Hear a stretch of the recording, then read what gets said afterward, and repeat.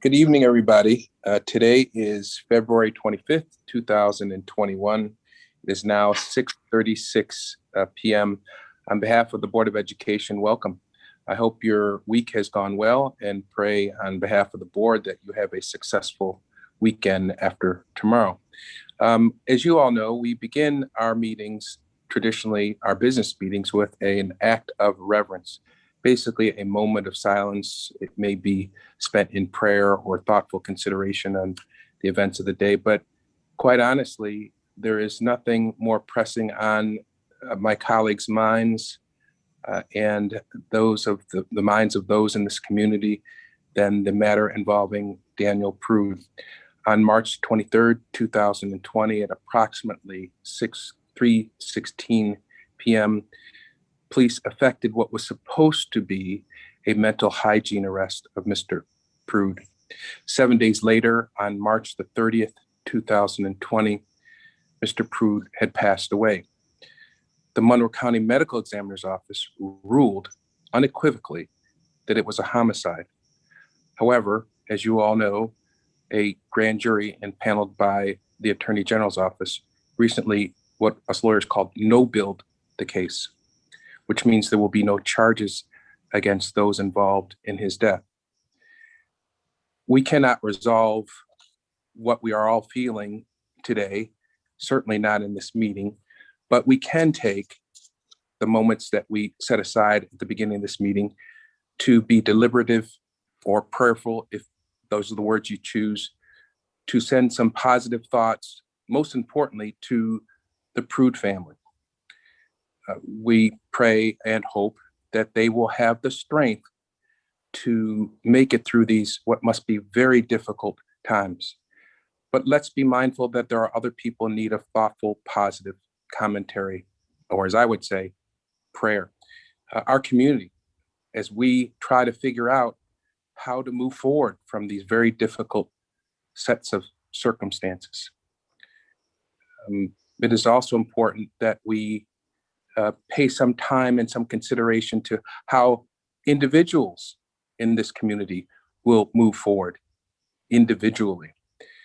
Whether you are marching in the streets, advocating in a courthouse, or trying to provide some care, some support for someone experiencing a mental health crisis, we pray and hope that you will have the wisdom and the will to continue to provide services to those in need.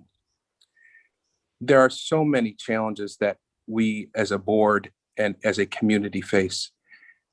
Invariably, it would be that we have left out somebody who has experienced some loss or some pain.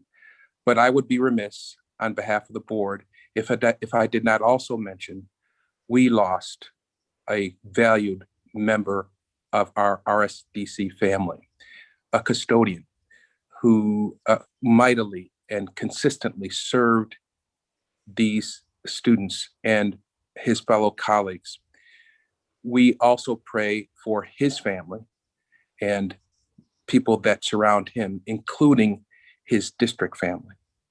So I ask that you, once again, share a few moments of silence for the Prude family, for our family, as we experience loss in the RCSD.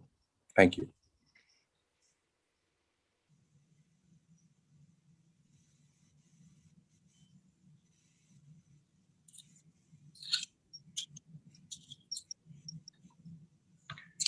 Thank you.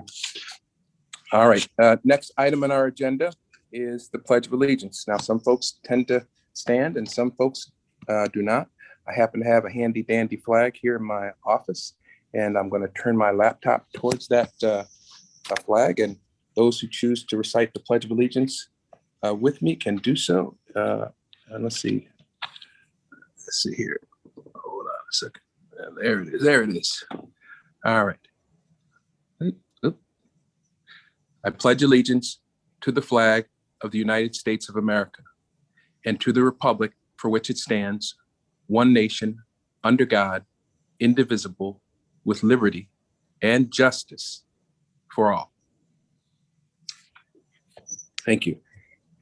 All right. Next item on our agenda is, let's see, acceptance of minutes. Madam Clerk, I know there was some question as to whether the minutes were going to be provided. Did everybody have an opportunity to get the minutes? They were sent out, but up to the board if they want to consider the 3 sets of minutes that are there tonight. They were sent when? Later? Is that what you're saying? Yes, they were sent later this afternoon. Let me just ask my colleagues, did anybody did not have the opportunity to review the minutes? Because we can always vote on them later if don't want to put anybody in a position where they don't feel comfortable voting on minutes. I'm not, yes, Commissioner LeBron? Yeah, I think I was actually in the Black History celebration when I saw it come through. So me personally, I do not want to vote on them because I had already printed all the materials for tonight's meeting at that point. But I do understand there's a lot going on, so it's not on our staff. But if we can just vote on the minutes on Tuesday, that would be my request. So that gives us some time to read them and make sure. I think that is a reasonable request, and I'm going to consider it as being made without objection. And so, Madam Clerk, we'll just put the consideration of these minutes off for our next meeting so that everybody has a chance to review them. All right, next item. I'm sorry, did someone say something? Oh, thumbs up. Okay. Next item on the agenda is speakers, but I am informed we don't have any speakers today. Is that correct? That is correct. All right, thank you, Madam Clerk. And by the way, Commissioner LeBron is correct, and I know all my colleagues feel the same. We have a staff that is working mightily to stay on top of a whole slew of responsibilities. I know I spoke to our clerk today, and I spoke to her this morning, and she had like a million things on her plate. And I know she probably got calls from other board members. So we really, I can't say this enough. I know I do say this quite a bit, but on behalf of the board, we do really appreciate the work that you do. And sometimes stuff cannot get done because you're doing so many other stuff. So again, on behalf of the board, I know Francine, Rahima, yourself, and of course we have the Auditor General staff. You folks are really working hard to stay on top of a lot of responsibilities.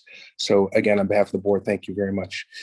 All right, next item on the agenda, our advisory council reports. We have our Student Leadership Congress. Ms. Simmons, are you here? I am, yes. Good evening. Good evening.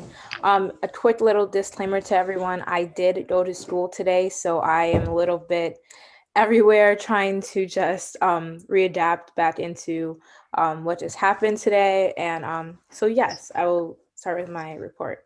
So hello everyone, my name is Anaya Simmons. I am president of Student Leadership Congress, and this is the official report for Student Leadership Congress's latest meeting on February 10th of 2021.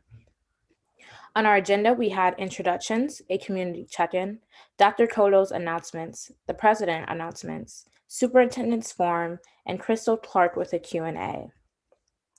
At this meeting, we had representatives from School of the Arts, World of Inquiry, Edison Career and Technology, East Upper High School, Wilson Magnet, Leadership Academy, and Northeast College High School in attendance. During the community check-in, students on the call expressed their lack of motivation. Students report being in a lull for learning, finding it hard to connect with teachers and peers over Zoom, and nervous for the changes in their learning experience as teachers switch to simultaneous teaching. Students going back hybrid learning are nervous for the districts and their schools' measures of returning, as well as peers who may not be taking this pandemic as serious as it is. During the meeting, Dr. Koto was able to visit and give the Congress updates on which sports would be coming out for Fall 2, which you can sign up for on Family ID on the district's website. He was able to answer the questions student athletes presented about the New York State restrictions and how the district continues to handle the rolling out of sports. During my announcements, I shared a recap of the URMC event held by Mr. Ricky Frazier, where Tatiana Spencer, Yabanel Cross Torres, and I co-facilitated a discussion with doctors, such as Dr. Mendoza, with student posed questions about the vaccine and other COVID-19 related topics. I shared information with the students about the previously led town hall meeting initiated by Rock the Future and the Children's Agenda about how to become involved with that event.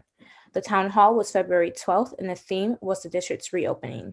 Students were invited to share their excitement and concerns regarding the district's plan. I suggested the idea of community learning pods, where a select group of virtually learning students would be able to go to stores such as libraries and get extra support in a subject many students in that area requested extra assistance with. The Congress responded positively to the idea, although some members brought up that students are still building comfortability and trust with their teachers and may not feel comfortable with seeking out the extra support. Another factor that was brought up was transportation and parents still not being able to allow this in-person interaction. Ultimately, the Congress believes that we should continue to move forward with this idea. I also invited the Congress to attend the upcoming legislative breakfast, if their schedule permits them to attend. Although some members said they cannot attend, they are interested in hearing more about the breakfast and events similar to it. During the meeting, Superintendent Meyer-Small was able to present her idea for the engaging more student voice, updates to the district's reopening plans, meetings with her cabinet, and allow time for questions. Before meeting with the Congress, the superintendent and I were able to brainstorm some ideas about engaging student voice. Some examples we came up with were hosting events on asynchronous days or weekends and sitting into class to either engage in discussions with students or simply say hello. The superintendent then discussed her reopening plan with us again and described her experience stopping by different elementary schools in the district. The superintendent then asked which of her members of her cabinet the Congress would like to meet with. She recommended that we have the Chief of Operations, the Chief of Human Capital Initiatives, Deputy Superintendent of Teaching and Learning, Deputy Superintendent of Student Support Services, and Chief Financial Officer. The Congress was excited to accept the recommendation and looks forward to meeting with each of the following in the upcoming meetings. During the last part of the meeting, the superintendent was able to respond to many of the Congress's questions. One of the many topics we discussed was about having student representatives on the Board of Education committees. This would mean students from the Congress being able to become educated on certain topics and give student perspectives to specific parts of the district makeup, such as finance and policy committees. Students are also requesting small packets or slideshows to have student and parent-friendly understanding of the processes, committees, and policies that the board has created and must abide by. During our last meeting, the Congress requested a meeting with the district representative of Regents exams, and so Ms. Crystal Clark was able to join us and answer questions. She explained Regents diplomas will not be disturbed by last year's cancellations and will not be affected if Regents are canceled again this year. As of right now, the district is unsure of the state's decision to cancel Regents testing again this year. Desiree Garrett of East Upper School and I are continuing to meet with Dr. Koto about our upcoming Spring Sports Committee. The Spring Sports Committee would consist of spring athletes meeting with key figures in the process of how to safely bring athletics back. This gives student athletes a chance to be a part of spring sports will be brought back and increase district athlete communication. President White, at this time, I am in support of the following resolutions. Resolution 656, supporting the district's partnership with Hillside Children's Center and the resources it offers with our students.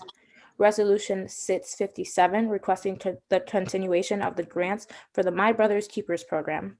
Resolution 686, requesting the reconstruction of Wilson Commencement School's flooring. Resolution 687, and the district adopting a policy for students to register for voting as a civic engagement, as it is very important. On behalf of the students, thank you.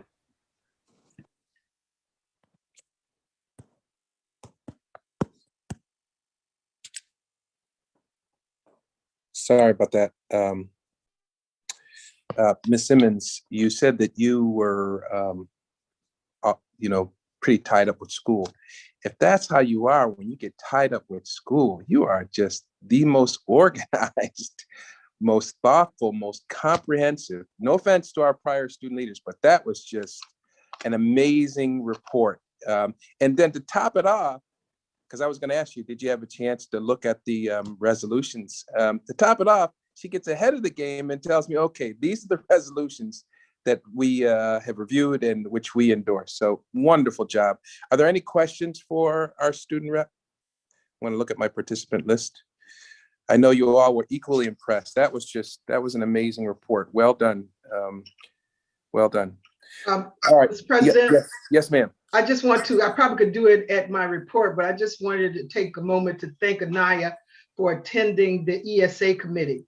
Her input was very valuable, and I wanted to just acknowledge that. Thank you very much, Anaya. Thank you for letting me be there. Madam Clerk, I won't call out when we get to those resolutions 656, 657, 686, and 687. You have recorded, or you will record, the student reps recommendation on those particular resolutions. Okay, so thank you again, Ms. Simmons. Well done, very well done. All right, next report is. Dan, I just was gonna speak for Oh, just a I'm second. sorry. Again, let me just tell you, I'm using my cell phone. It's not the most efficient way. Commissioner Malloy, yes. I just wanted to say congratulations to Anaya, but also, how was your first day back in school? My first day was very, very normal. And for me to say that during virtual learning, that just blew my expectations. I was so happy and excited, and it felt very homey in my school. So I hope every other student who was able to go back felt the same way. So thank you. Yes, Commissioner Malloy, thank you for asking. I don't see any other hands being raised. And again, I apologize. I'm going back and forth on my cell phone. It's not the most effective way to do it. But next report that we have to receive is a Parent Leadership Advisory Council. Kenyon Binns, are you here? Yes, I am. Can you all hear me? I certainly can. Okay. Good evening. How are you? Good evening. I'm going to apologize for my video, first of all. An hour ago, I had my camera on my desk in pieces trying to fix it. So I'm a little blurry. We'll get to it though. Our last meeting, the Parent Leadership Advisory Council, was on February 17th. We're currently collaborating with CPAC, the Special Education Parent Advisory Council, and the Children's Agenda on putting together a Board of Education candidate forum before the Democratic primary in June. So that's in process right now. Myself and Rebecca and Sasha, the two other officers in our group, are on the phones recruiting parents using the PTO contact list. I wanted to bring up one big takeaway from our last meeting on the 17th. Every parent hates the robocalls. We know that they're necessary, but I had the idea maybe every school could have a lottery where one lucky parent gets a phone call from an actual human. That would be nice. It's going to be short and sweet. That's it. We're going to invite all members of the board to our next meeting, which is going to be on March 17th. And that's all I have tonight. Thank you, Mr. Binns. Any questions from any colleagues? Yeah, I just want to let Kanan know that if the full board is there, that constitutes a public meeting for us, and we would have to talk about the logistics of having the full board there and making it accessible to the entire community. So I say that because prior to the old group that was around, that was some of the things that they were doing, and that the board was partaking in it, that there were more than 4 board members there, and it was not open to all parents or to the public, and we did not also follow the protocols. So I just want to make sure we do that. More than happy to come and attend and have the entire colleagues there, but I would like that to be worked out with Kalia and communications, and make sure that we post that we're having the meeting and that it is accessible via and live streamed. Yes, I just want to say also that that Commissioner Clark, I believe, is attending a meeting with the Parent Advisory tomorrow, and and that we've been talking with Ms. Hetherington, who I believe is the secretary of Parent Leadership Advisory Council, and she's been working with us to try and get a couple commissioners to attend meetings, but in groups, so that we don't have the issue of quorum. But I know the last message I got was that Commissioner Clark had been interested in attending the next meeting, so we'll be working to see if he can attend tomorrow's meeting. And anyone else who would like to volunteer to attend tomorrow's meeting, let me know. What time is that meeting, Kalia? Mr. Binns, can you remind us? It's actually at 6 o'clock, and I wasn't, this is the first I'm hearing that it's actually confirmed. So it's 6 o'clock I got tomorrow an night. email. Yes. Thanks, Kalia. All right. So Kalia, you'll have to work through the logistics. If you get too much interest, that obviously is going to be problematic. So you'll work it through with Mr. Binns, and Yes. in the future, let's maybe try to get on a schedule that is compliant with the open meetings law and so forth. Okay. Yes. So we're going to split it up so it won't be more than three commissioners at any of their meetings. I did attend the last meeting, so if someone wants to attend, they're more than welcome. Thank you, Commissioner Clark. Well, All right. Next report is our Bilingual Education Council. Mr. Binns, thank you very much for your service. I know this is not an easy task to lead the district in its transition from the old Parent Leadership Council to the present one. But, and then therefore, we really appreciate the work that you're doing to keep it steady. So thanks again. No problem. And I have have a question for Commissioner. Yes, sir. Commissioner Clark, which meeting is it that you were at? I was at one of the parent leadership organizing committees. It may not have been yours, but I thought it That was. wasn't our meeting. I was confused. Okay. Okay.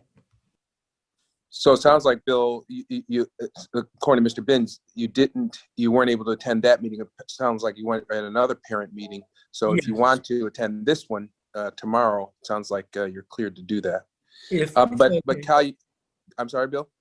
I say, sure, if I can get the link, I'd be more than happy. Again, Cal, you'll serve as sort of the hub for our involvement in those meetings. I certainly would like to go whenever there's an opportunity. So One last thing. sure. Yeah, so tomorrow's meeting, from what I understood with Commissioner Clark, was a one-on-one meeting he wanted to have just with the board because it was like an introductory thing he needed to do Oh, I as see. a new member. Like, so tomorrow isn't one of our general meetings. I just Okay. wanted to clear. Thank you for that clarity. It makes sense that Commissioner Clark, being a newer member, would ask for such a meeting. I'm glad you did. But you're clarifying it's not one of your regular meetings. It's just sort of a getting to know Commissioner Clark and vice versa. So Exactly. So again, Kalia, you hook up the regular meetings that we might attend with Mr. Binns and parent engagement, and as many board members that can lawfully attend, we will attend. I will tell you, Mr. Binns, in the past, I don't know if you want to take this approach, but they would set aside, the past organization set aside certain quarterly meetings. Again, keeping in mind the open meetings law, that there's a restriction to the number of board members that could attend. If you want to do it like that, establish a regular calendar where we would know it way in advance when you would want us to be there, and we can designate which board members, we can alternate. You can do it like that, however you want to do it. So long as we're doing it consistent with the open meetings laws, will work for us, I'm sure. Okay. Sounds good. Thank you very much. Bilingual Education Council, Ms. Gonzalez. Midna's not here tonight, and Angie couldn't make it, and both of them emailed me and asked me to read their report, and so Okay. I do have it. So I'm going to read word for word what she wrote. This is her report, so let me just put that out there now. It says, good evening, buenas noches. I'm Mina Gonzalez, the president of the Bilingual Education Council. Thank you for this opportunity to share some of the council's activities. We are bilingual parents, community-based organizations, and educators representing and advocating for the educational rights to a quality bilingual education for our students in the district. The council continues to actively advocate for equity in bilingual education and supporting the needs of our students and families during the pandemic and virtual period. In February, due to COVID-19 positive cases in our area, we canceled our in-person BEC meeting and hosted a virtual meeting via Zoom. The meeting was broadcasted live on Facebook, and the video has been viewed over 130 times. All bilingual school administrators presented information on their respective schools. Information on school choice enrollment is included in the video presentation. Parents continue to be overwhelmed by the technology challenges, supporting their children with classwork, and just managing day-to-day. The parents have expressed many concerns, but would like to bring a specific case to the board's attention. The council has become aware of a student at School 12 with special needs with a current IEP who has not had access to virtual learning for over a month despite multiple advocacy efforts. We ask that this matter be resolved immediately as this is in the district's violation of educational law. We are deeply concerned over learning loss, failing grades, and the challenges teachers are experiencing with management of online and in-person learning. We have received a multitude of complaints that students are spending extended periods of time in the Zoom waiting room, and this is not acceptable. The council is also concerned about the return of bilingual students to full-time in-person learning and would like to review and provide input on the district's plan. The parents are concerned that the bilingual schools will not have the space required for social distancing to maintain all required health and safety measures. This plan needs to be communicated to all bilingual parents in their native language with ample time for parents to ask questions. Several schools continue to not have their BEC representatives as required by the BEC bylaws, and it is important that each bilingual school have 2 BEC representatives to help advocate for the needs of parents and students in those schools. That concludes our report. Muchas gracias. February 5th, 2021.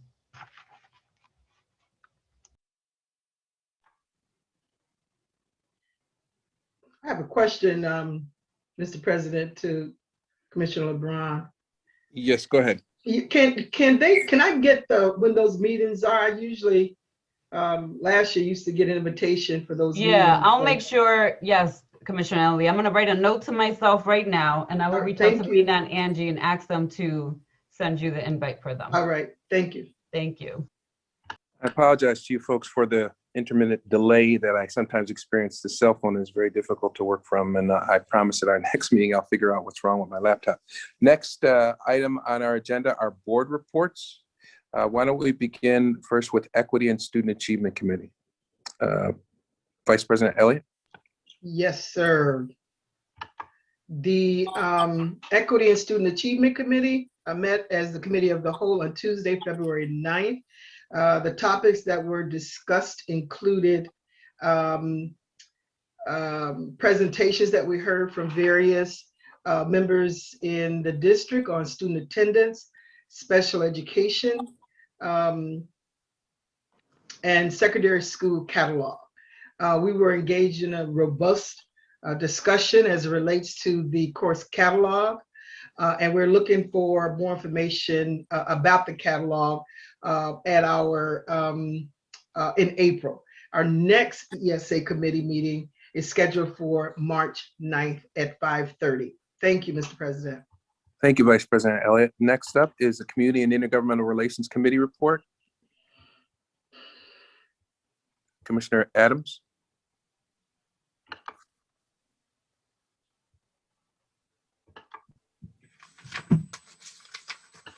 So we're having the legislative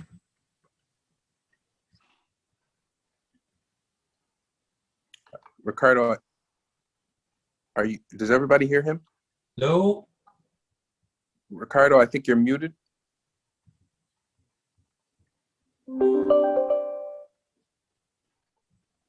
He's not muted though. I think something's the matter with his volume. Kalia, could you send him a text, or could someone send him a text? And when he figures that out, then we'll come back to him. Commissioner LeBron, I think he could hear us, President White. Commissioner Adams, if you want to go out and come back in, we'll let you back into the room if you don't mind. Thank you. Commissioner LeBron, you have Finance and Resource Allocation Committee. Yes, Van, give me 1 second because I'm reading it from my computer. So Sure. That's one report I didn't want to print. So the Finance Committee convened on Tuesday, February 23rd, 2021 as Committee of the Whole via Zoom video conferencing. The Finance Committee recommends the approval of the district's unaudited January 2021 financial report. The Finance Committee discussions during the December meeting focused on a variety of topics, and several discussions were entertained, including the March 2021 Finance Resolutions Review. So I apologize, during the this month's meeting, February's meeting. CFO Pierce led the committee through a presentation of the 21-22 budget forecast, budget assumptions, and alignment to the strategic and fiscal plans, and the 2021 budget book and calendar discussions. Several updates to the budget book were highlighted. These changes were communicated as well via board memo, and the budget calendar was updated to reflect the City Council's dates for the joint hearing, as well as the submission of the budget for City Council's approval. The next Finance Committee meeting is March 16, 2021, and that concludes my report. Do you want to take a motion for the acceptance of the? Yes. So moved. It's been moved and seconded. All those in favor of the motion as provided indicate by saying aye. Please make sure your video cameras are on. Aye. Aye. Aye. Aye. Any objections? The ayes have it. I Thank believe, you. Commissioner LeBron, you said that concluded your report. Yes, thank you. Thank you. Do we have Commissioner Adams back on? Not yet, no. Not yet. All right. Well, Commissioner Malloy, you are next up with your Governance Committee report. Thank you. Good evening. The Governance Committee met as a committee of the whole on Tuesday, February 2nd, 2021. Topics that we discussed during the meeting included a brief discussion on the superintendent and board informal mid-year evaluations. While the superintendent's evaluation must be conducted in closed session per contractual stipulations, the board may conduct its own self-evaluation publicly and will do so in our March governance meeting. It should be noted that Superintendent Myers-Small has now received her informal mid-year board evaluation feedback at this time. The next discussion item focused on board compensation related to Resolution 2005-6420 that was tabled from the January governance meeting. General Counsel Steve Carling led the discussion by advising the board about several points of consideration as it relates to the development of a resolution to reduce pay for commissioners of education. Following this discussion of all of those points, it was decided that a holistic approach to salary reduction would not be pursued at this time. And then finally, District Clerk Wade provided an update on the board department budget and expenses. Ms. Wade noted that the board was able to furnish the requested 4% reduction of expenses to the budget department. This was done while also providing a set aside of funding for necessary upgrades to the board docs software system. Give me 1 minute. In order to fulfill a recently adopted state monitor fiscal plan action item. The board department 4% budget cut was primarily achieved through the reduction of the board's travel and administrative budget lines. Our next governance committee meeting is next week, Tuesday, March 2nd, 2021 at 5:30 p.m. And this concludes the board governance report. Thank you. Thank you, Commissioner Malloy. Next up is our Human Resource Committee report. Vice President Elliott.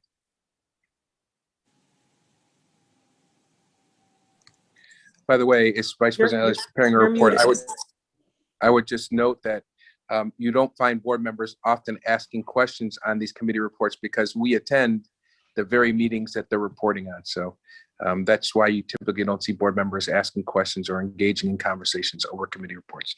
Vice President Elliott. Thank you. The HR committee met January 26th. This committee meets, I believe it's quarterly or every 2 months or so. So this is a report from January 26th. The committee reviewed and accepted the minutes from September 22nd, that HR committee meeting. The meeting included a presentation by Chief of Human Capital by Christopher Miller of the vision and reorganization of the HCI department and gave us an update on RCSD staffing. We were supposed to have a collective bargaining PD entitled What Every Board Member Should Know, but that's going to be conducted at another committee meeting. I think it's going to be in governance. And the next HR committee meeting is scheduled for March 23rd. Thank you, Mr. President. That concludes my report. Thank you, Vice President Elliott. Next at bat would be Commissioner Powell, Policy Committee report. Thank you. Yes. I was going to say that the report is on board docs, but it's not, and it's probably my fault. I think our staff was probably waiting for me to approve the draft. It's on there. It's just in a locked section, Commissioner Powell. Oh, okay, because I saw that the Finance Committee reports were unlocked, so. Oh, no, it only had the financial report, but the board report itself is always in a locked section on the, yeah. Oh, because it's still a draft? Yeah, yes, at that point, it's still a draft. All right, I must be on board docs in a public capacity. In any event, the policy committee met as a meeting of the whole on Tuesday, February 2nd. We discussed the 3 policies related to policy formulation, adoption, amendment, dissemination, review, and evaluation. And it was agreed that the 3 policies should be combined into one. I have since worked up a draft, although my report says that we would revisit this in April. We may very well, because the agenda is fairly light, be able to discuss it in our March meeting. We also had a presentation from General Counsel Steve Carling on the proposed grants award policy 6256, in accordance with the state monitor's financial plan. We have an update on the policy manual. The committee successfully completed a review of the policy block 1 in our subcommittee, and it was forwarded to the administration and CPAC for review.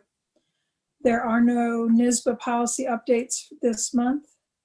Our next policy committee meeting is Tuesday, March 9th at 5:30 p.m. And that does conclude my report, except to say there are a number of policies under new business that will be, or on the resolutions packet that will be brought to their final stage tonight. Thank you. I would just note, Commissioner Powell, and you correct me if I'm wrong, or our clerk can correct me if I'm wrong, but under new business, it indicates, unfinished business rather, it indicates a number of policies that are under consideration. This is what you were just referring to. However, they come up as actual resolutions 689 through 691. Correct. So there actually is no unfinished business, because by the time we get to that, we would have voted. Is that right? I just want to make sure I'm right on that. That's right. They are all in their final stage. Yep. According to our policy, it's called the action item stage. As the policy evolves, we'll be beginning to call that the third reading. But yes, we're in the final stages. Thank you. And for me, the President's report, you all, thanks to the good work of Francine Scott, you have received my calendar as you should on a regular basis. I thank Francine for being so diligent about that. Just a couple of quote unquote highlights and reminders. As you all know, Vice President Elliott and I regularly attend what we call board officer meetings. That involves the superintendent, certain designated staff members, Vice President Elliott and myself. These occur pretty regularly throughout the course of a month. The superintendent provides basically minutes of those meetings, or a summary of those minutes, in what I believe is her Friday letter. I know the bylaws require that the board president provide a synopsis of the meetings with the superintendent. And we agreed quite some time ago that that's how you would get them. Prior superintendent didn't want those minutes revealed, but thankfully Superintendent Myers-Small agreed. And so when you get your Friday letter, you're getting a synopsis of what Vice President Elliott and I heard and discussed at those board officer meetings. Additionally, I attended quite a few years ago, a couple of years ago. You may recall there was a very big protest when we were back live on the third floor. And there was a series of requests by some community leaders to meet with the board on a regular basis. It has been at least 2 years. I have kept that commitment on behalf of the board. It's with the Take It Down committee. I go there, and sometimes the meetings can last for 2 hours, and I answer questions to the best of my ability.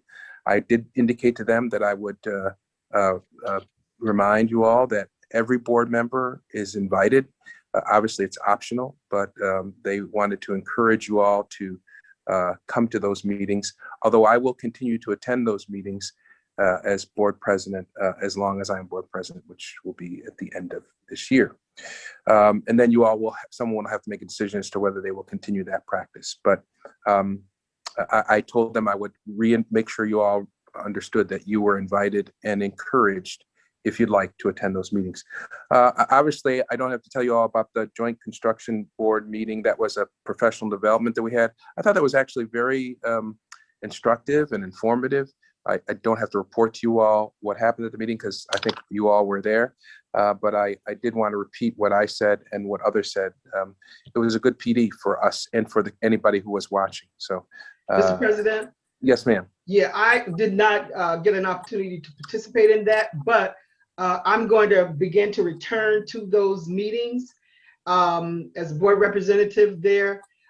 So I just wanted to let the community know that I'll resume attending those meetings. So thank you. Well, I do not attend those meetings, but you're right to want to, because a lot happens at those meetings. And quite some time ago, it was agreed that you would be the designated person to attend those meetings. And we realized how valuable or how much work is done there at that professional development. So thank you for agreeing to continue on in that role. Finally, amongst a number of different activities, I wanted to share with you all that like many of my colleagues, I go to schools, well, not literally, some folks do. I'm doing mine by virtual presence. And I happen to have one this last week. I think it was actually February 11th, that was really enjoyable. I went to number 50 school, which is a school that I attended as a child. And I was asked to read, as part of Black History Month, a book on a person in Black history. And the book that the children had chosen was about Wilma Rudolph. And of course, you all know about Wilma Rudolph, but I thought I knew everything about her, but I didn't. In this very, very short book, I learned some stuff about the great gold medalist that I had not learned before. But I was also reinvigorated by the young children. After the book was finished, they asked me all kinds of questions. They were excited. And I literally, this is the great thing about the virtual approach to this this kind of leadership, is that I literally took my cell phone because they were asking me, what do you do other than school board stuff? And I gave them a tour of my law office, and they were laughing and joking. And it is a good thing that we do when we visit our schools, whether it's virtual or direct. So, and I know many of you do that. And I know the community and the students appreciate it, as I know the students at number 50 school did. So that's my report. And unless there's any questions of me, we'll move on to the next item on the agenda, which is our superintendent. President White, Yes. Commissioner Adams is back if you wanted to let him do Oh, his. yes. Commissioner Adams, you back? Yes, I'm All back. right. You were going to give us, you were I going to have give my us. hand up as well. Okay. Well, the floor is yours.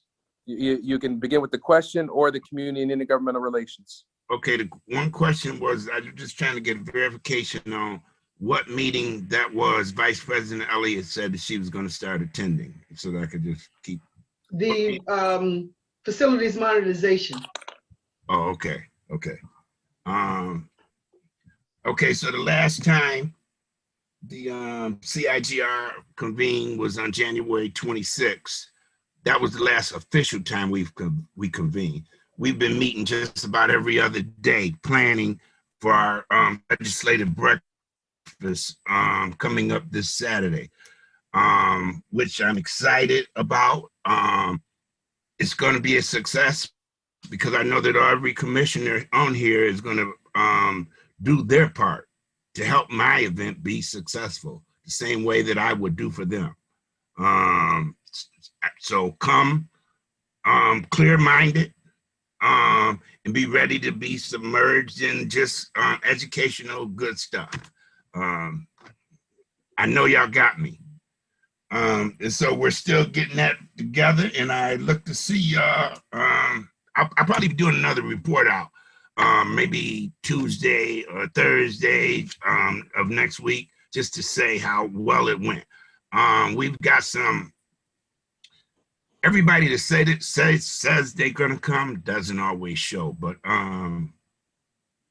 even Shelley Myers said she acknowledged this. She maybe she might show up. She's like a top diggity, very powerful in the education world. And so even if she just sends a representative to the meeting, it'll be fine. So I look forward to that. And that concludes my report for the CIGR committee.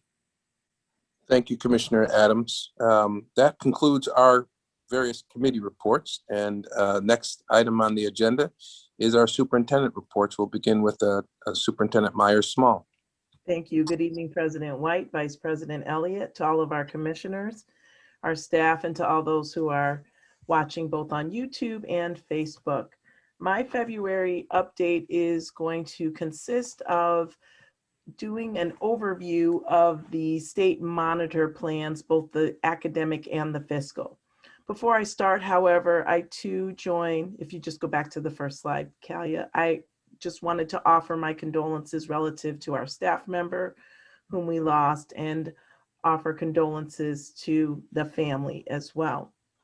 The second, just quick update / announcement is that this was my first time participating in advocacy days with the Big Five, and we participate in those meetings with elected officials from across the state, and our board commissioners actually participate in it as well. So I just want our public to know that we advocated on behalf of the district, and we're very passionate about our legislative priorities in the Rochester City School District, which do align with the other school districts in the Big Five. So I just wanted to give that brief update. So without further ado, let me start with my updates on the plans.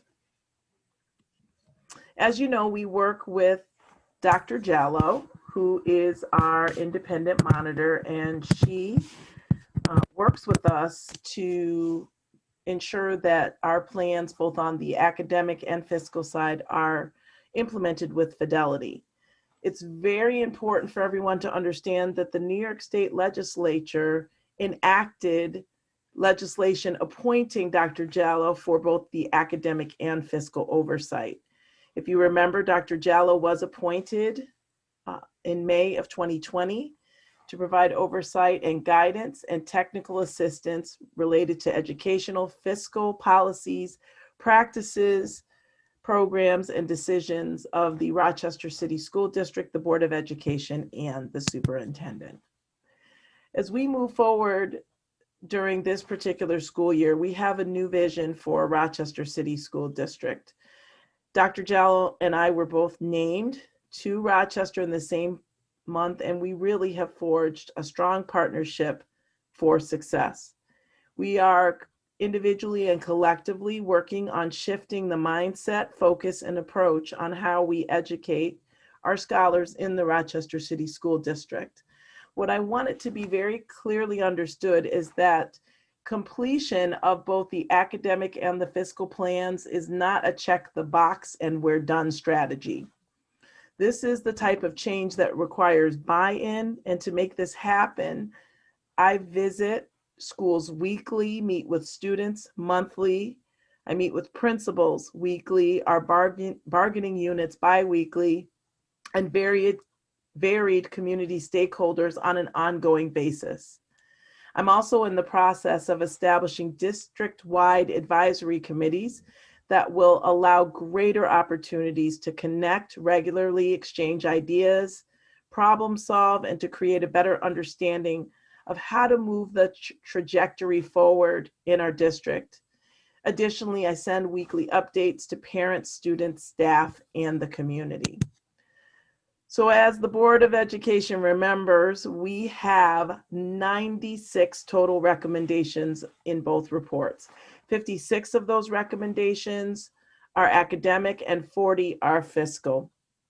This evening, we will be reviewing the items submitted for the reporting period that ended December 31st, which covers October 1st through December 31st. And if you remember, the approval just happened in December, so really it's what has happened in December. While we won't review every recommendation included in this report tonight, I certainly wanted to call attention to your attention the items that are listed in green in these reports, and I'll go over what that means.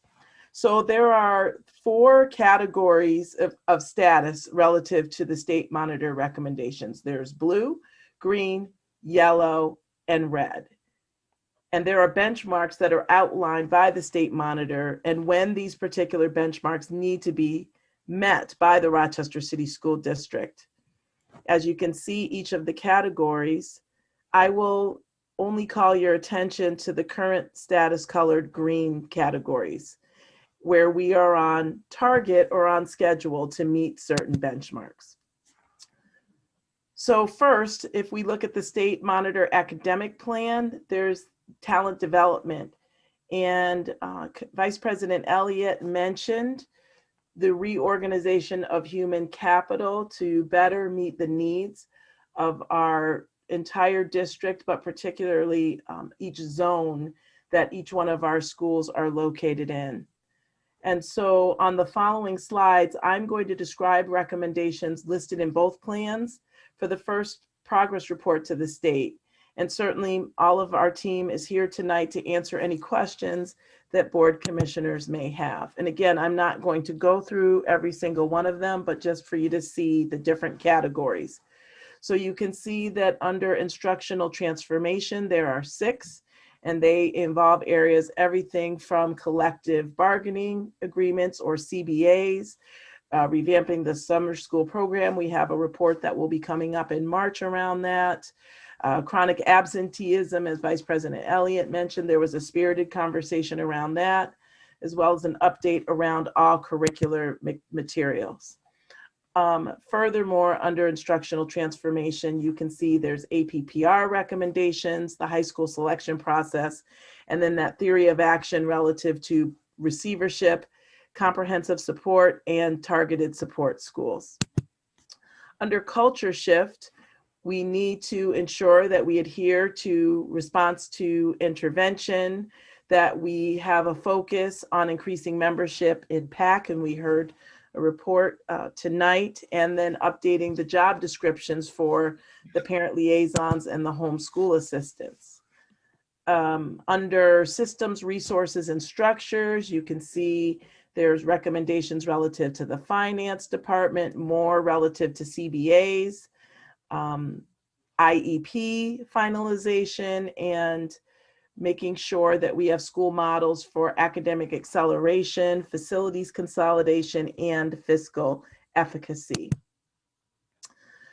Continuing on, you can see feasibility studies results, a review of the revamping or elimination of the managed choice policy, and then we have the conversation on Tuesday around management systems.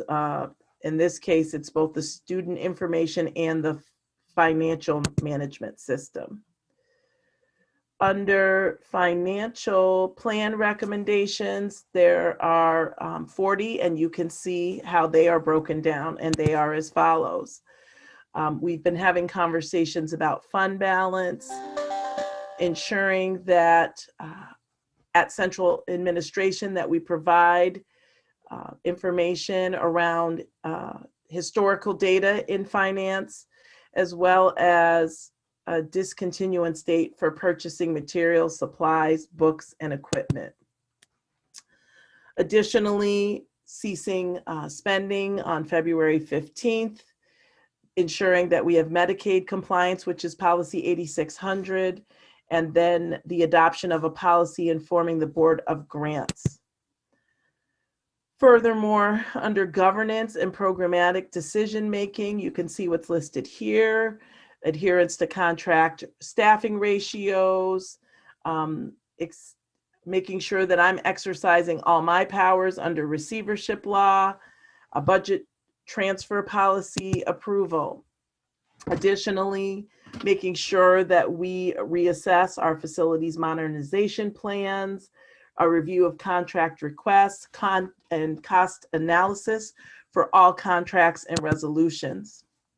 Under budget development, which we are in the process, and we've been working very diligently on this area, ensuring that we consolidate and upgrade the financial management systems, that we update the budget to develop processes and timelines. Again, we're in the midst of that, as well as the development of a multi-year schedule to align departments, programs, and initiatives with the strategic plan.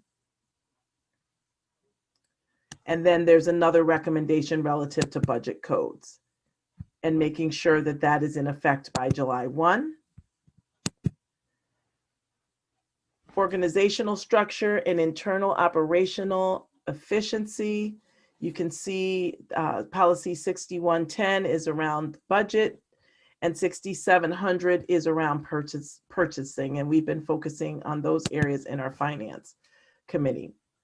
As far as transportation, recommendations around the negotiation of a more favorable contract with RTS, that there's a review of IEPs relative to transportation, that we have an updated 5-year plan, and around legislature engagement relative to of the legislature to loosen our financial dependency on the city of Rochester. So those are basically the 96 recommendations in a nutshell. And again, for the public to know, we have submitted our progress most recently to the board to show where we were in relative to each one of those recommendations. In order to manage all of those recommendations, we need to have a project management tool.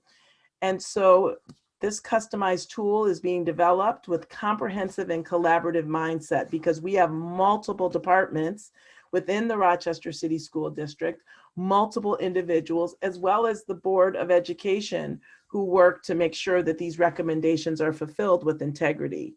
And so really these reports are designed to help us align all of our work and all of our efforts to the strategic plan. So all of our recommendations will be housed in the project management tool, and it allows us, and I know President White likes to hear this, as far as real-time monitoring of work progress, issues that may arise, any changes that we need to request, and ensuring that we have a repository so we can report to the state education department. So we do have due dates, and we submitted our first report, as I mentioned, that covered October to December, but again, it only covered December because that's when our plan started. That was submitted on time on February 15th. Then for the reporting period of January 1st through the 31st of March, it's due on May 15th. Mark your calendars. That's a national holiday. It's the superintendent's birthday. Then April 1st through June 30th, we report in August. And then July 1st through September 30th, we report in November. So you can see that it is spaced out accordingly to ensure that we complete with fidelity. Before I go to my last slide, however, I'm going to ask Kalia to unshare. And I just want to share, the board has already seen this, but I want the public to see how we submit our report to the state education department, and for you to just see how big this actually is. This is just the 16 pages that we updated our progress to the state relative to the academic plan. So you can see on the left, it's the recommendation, what our action's going to be, the status of where we are relative to our reporting, what the activities are, and then specific examples. So in this document, in this PDF, and we also have a Google document, it's interactive. So when we submit to the state education department, they can not only read the information, but they can see the evidence that we are submitting to ensure that we are on track and that we are actually doing what we say that we're doing. So when you click on evidence, it can be everything from minutes, agenda and minutes from a meeting, or a PowerPoint presentation, et cetera. So, or the actual artifact from the particular area. So it shows very clearly what we're doing, what our progress is, and the actual evidence of us fulfilling that. And so I won't scroll too far, but you can see that this is a lot of work but it's a nice way to capture all of our information. What I think is critically important, going back to my first slide, but as I conclude, this is really about not checking off boxes. This is for us to move forward and to impact the work. And so I wanted to end on a quote that I thought was apropos. And it says, "Culture does not change because we desire to change it. Culture changes when the organization is transformed. The culture reflects the realities of the people working together every single day." And so that's exactly what we're endeavoring to do. We're working together individually and then collectively as a team to ensure that we are transforming the Rochester City School District and that we're making the appropriate instructional shifts, that governance is in place, that our fiscal practices are aligned with best practices. And so we continue to be grateful for Dr. Jallo's expertise, and she really pushes us to make sure that we are doing our best, not for ourselves, but for the 25,000 plus scholars whom we're responsible for serving. So President White, that does conclude my report for the evening. And that was 14 minutes and 15 seconds of your time.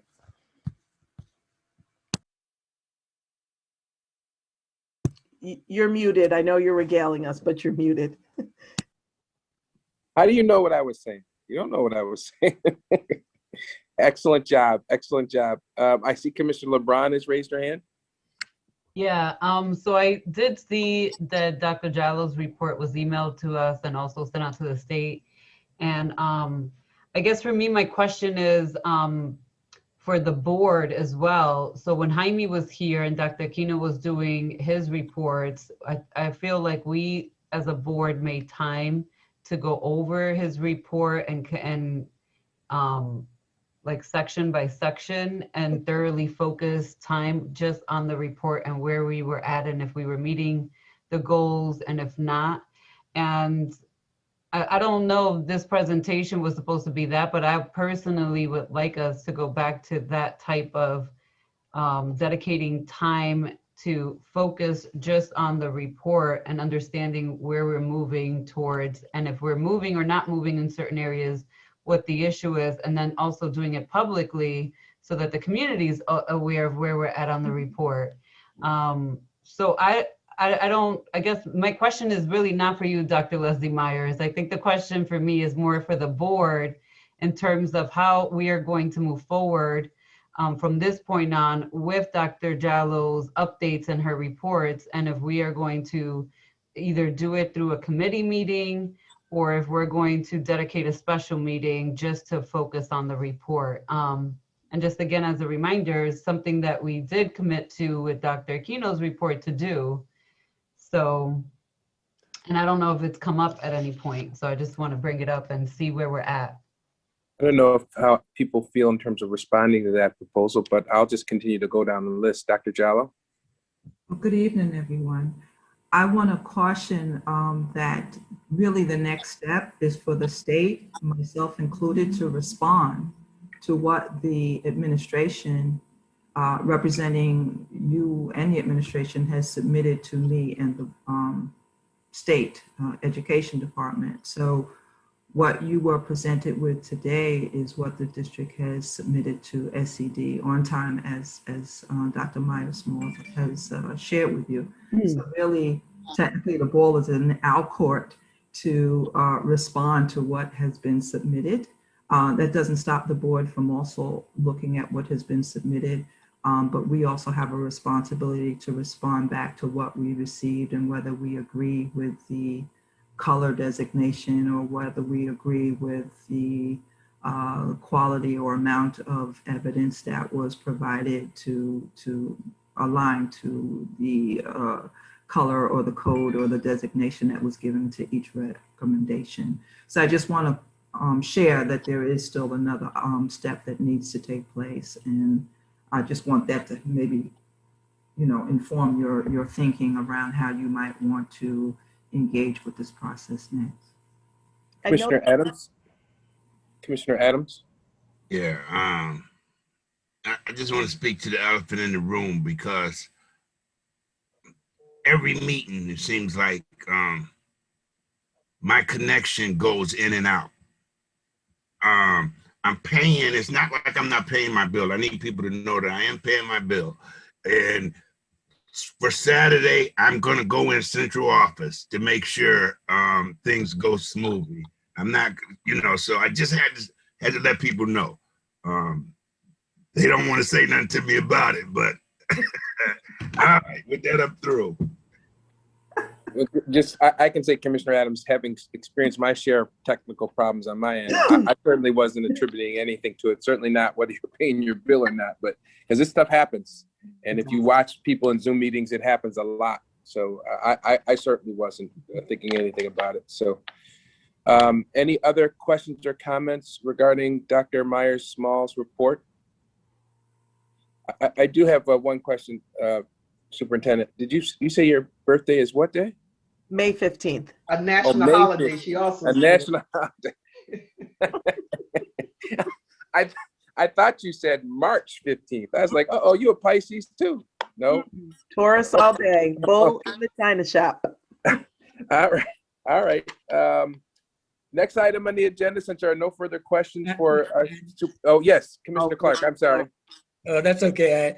I just wanted to let Ricardo know that my system went down tonight also. But my question is to Dr. Jallo, when she indicated the fact that her and then the state has to review this and respond back. What is the time limit on that? Am I muted? I'm sorry. I believe, I should know this. I believe it's also March 1st. So I will double check that, but I believe it's March 1st as well. Dr. Jallo and Commissioner Clark, we have a meeting on March 17th with the state, so we will officially have that interaction then. So it would be after that time, I'm assuming. Right. I know I have to provide input by March 1st. Okay. We'll confirm that for you. Superintendent, I guess, again, this is all new to us, but would it be possible, given the time frames, to get it to the board in advance of the time that you send it to the state? Because Dr. Jallo is saying the next step is the state has to respond. But I think Commissioner LeBron's point was, and it might be a decent one if you could logistically work it out, is that we would review what you were going to provide to the state. Let's say an ESA, if Vice President Elliott were so inclined to put this on her agenda, that you would submit a draft of what you're going to send to the state to ESA, and then the board would review it, have the kind of substantive, thorough conversation about it, and then you provide it to the state, and then that process that Dr. Jallo referred to. Is there, since we have to do this for the foreseeable future, do you think that's a possibility at the next time we have to do a report? Or do you guys need all that time? I think that's a great idea to seek for you all to react to it, because you are included as the board. There are sections that are on there. So yes, I'm more than agreeable, and I think that's a great idea that we do that. And that's something that we were actually talking about. How might we have it a little more interactive with the board before we submit the next time? This was just our first go through, President White. So, we are revamping and retooling because we want this process to have integrity and that it's collaborative. So, yes. Yeah. So Vice President Elliott, are you good with that? You think you I'm good with the academic piece, but there's also a financial piece that may need to go to Commissioner LeBron's committee. I wouldn't want this to agree to that. Yeah, I wouldn't want this to be too intensive, but I think that makes sense too, that there are two elements of that report. But again, I want to also appreciate the superintendent trying to get this thing through. But yeah, I mean, if both of you are agreeable to do that, and you can work out with the superintendent how that process might be done before the next report is due, I think that makes a lot of sense. Does anybody have an objection to us trying to do that the next time around? Look at my list. I don't see anybody putting a thumbs down. All right, so we're good there. Dr. Nelms, you're up. All right, I believe Dr. Small said she went 14 minutes and 15 seconds. I'm gonna go I think five. that's what she said. I'm gonna go 5:45 and make it an even 20. Name that tune. Name that tune. How about that, right? Good evening, community commissioners. And I just want to start by thanking Anaya for an incredible presentation as well. I think that was really well done. And to also tell her that, like you, many of the teachers and administrators who are back today are also tired and ready to go to bed. So we will keep this short, Anaya, for you and for everyone else who's listening in attendance. I just want to have a few slides tonight in honor of Black History Month, or that I want to just highlight. This is Des, who you often hear speaking at board meetings. She is becoming our little activist, and she's often seen out in the community and on social media. She probably watches every board meeting, and she was just accepted to University of Rochester, so we're very proud of her. But she was featured on our Elevated Educator platform. I talked to the board about that last month rather.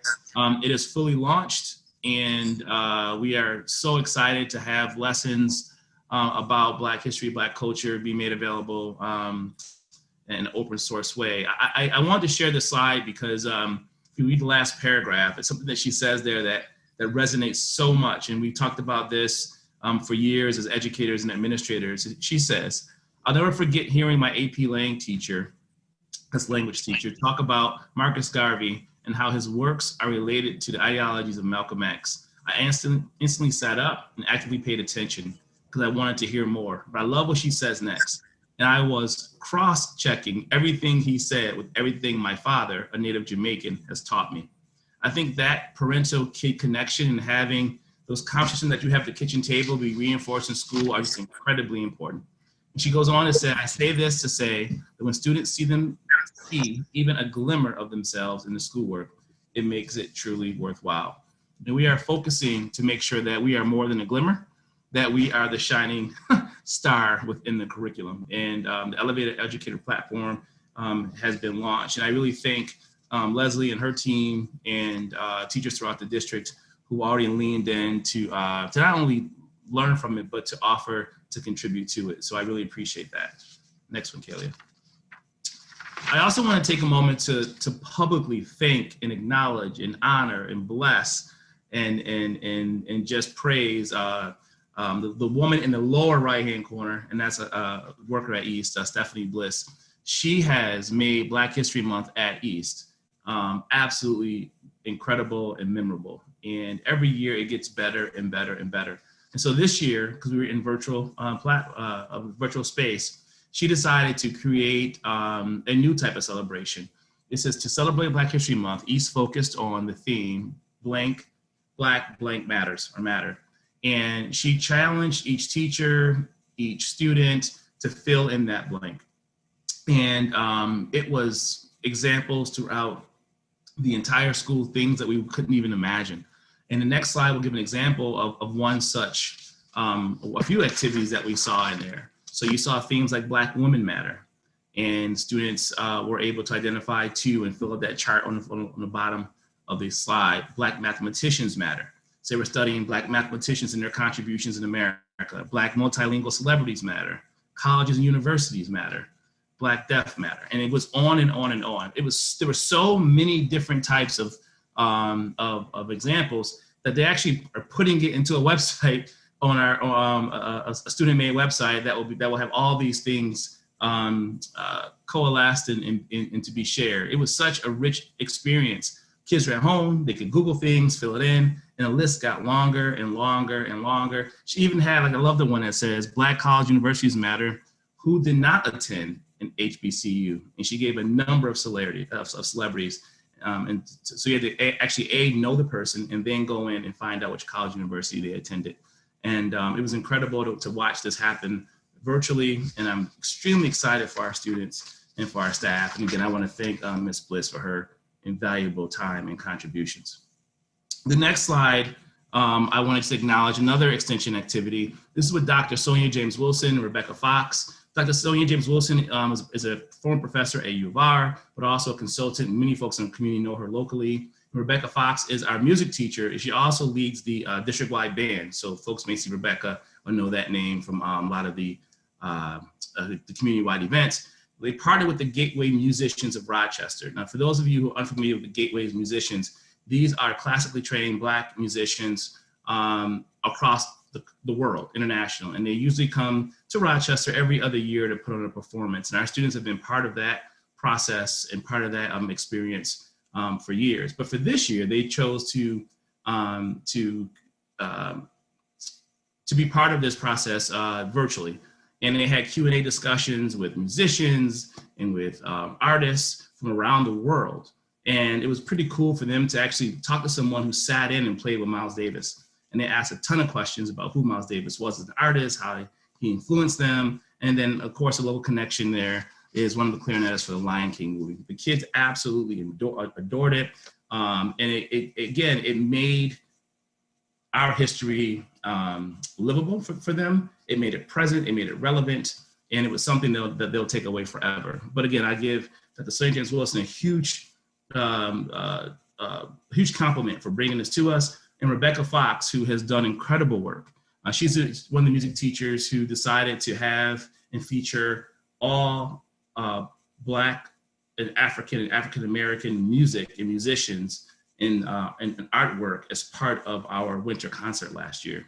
And so she totally flipped the script and made sure that kids understood the impact of Black culture in music and in the arts. So thank you, Rebecca. Thank you, Stephanie. And thank you, Dr. James Wilson.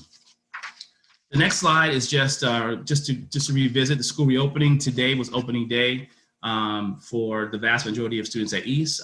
Students in some of our specialized programs were there before break, but today was the day we opened up to the entire school in the hybrid model.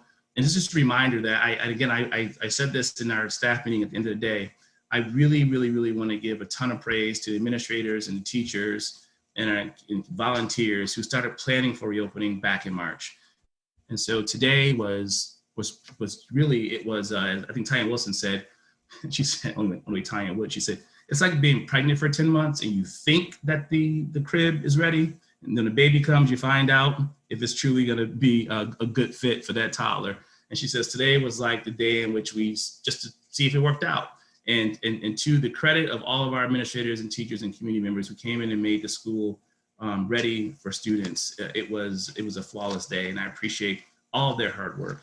But I especially want to thank the school reopening team, which is shown on the next slide. It was very intentional that we got teachers and administrators and parents and students together throughout this entire process to try to mitigate any of the problems that we might face, but more importantly, to kind of plan for a successful opening. And so I want to publicly thank, without reading all their names, all the individuals who were involved in the school reopening, and your efforts truly came to fruition today, and I thank you all, and I'm sure the parents and students thank you also. But nothing happens in the school, as you'll see on the next slide, without our custodial staff. And I want to say to them that I know they got 1,000 calls today about all types of things. There is enough hand sanitizer, enough soap, and what about this, what about that? But this custodial staff, led by Brian Griffin, has worked over weekends, late at night, early mornings. I mean, it's really rare that you drive by East and you don't see one of their cars there and them doing something to secure the safety of the school. And they are our unsung heroes. And today they proved their worth more than a way to go. And I really appreciate Brian and the entire custodial staff for doing whatever it took to make sure that students and staff felt safe entering the building and working and learning today. And last but certainly not least, I want to just thank Carlos Cotto, the athletic director for the entire district, and Eric Robinson, the AD for East, for doing what it took to get kids back in sports and back on the courts and in the fields. And it's just really good to see the kids out there smiling. I got a chance to attend probably about 5 games at this point between the girls and boys sports, and on all teams on both sides of the field are just excited to be out there and playing.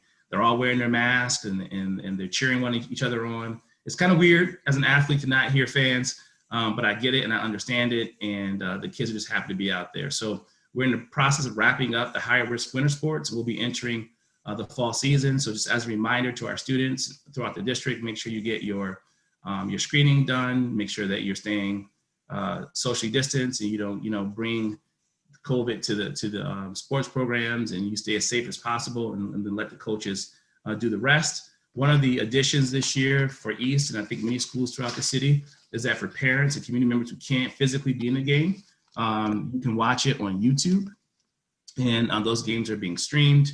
The link is there. If you can't find that link, go on the East Facebook page. We have the link there also, so that parents, friends, and neighbors can watch the game for free, and they can cheer on their teammates and classmates and relatives virtually. That concludes my presentation. Thank you, Dr. Nelms. Any questions or comments for Dr. Nelms in his report? I'm looking at my participant list and I don't see any. So what's the time? How did you do? Did you time it? Huh? Kelly, what you say, Kelly? What you got? How long? Below? I mean, I was tracking it on the presentation slide. It definitely was like 12 minutes. But, you know, 12 minutes. It was 12. I counted it. It was 12 minutes. You just happen to be counting, right? Yes. I don't have a mic. That's John, all you right. can make promises you can't keep, man. You said 5 minutes. I Look thought at it her was shaking her 5. head. Look at her shaking her head. And my hair was 5, all right? Thank you so much. I appreciate it. All right.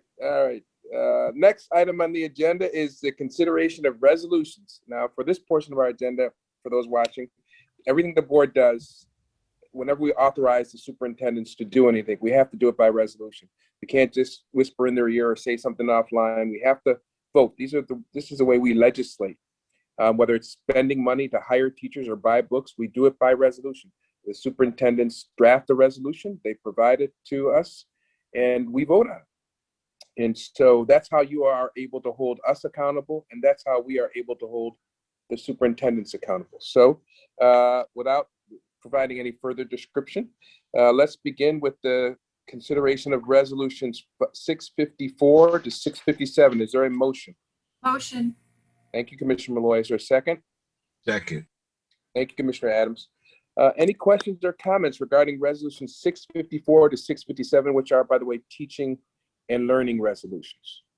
Mr. I'm going to go to President? Yes, ma'am, Madam Vice President. So with regard to resolution 655, some of the schools that are listed that we're being asked to approve a pathway to peace funding would appear to me that we don't necessarily need the services at those schools. And I think I'm not looking at the packet right now, but if I recall, a school like School 17, what I'm what I'm thinking is that, you know, that program or that leadership has the school under control. So why would a school like that need the services of Pathways to Peace?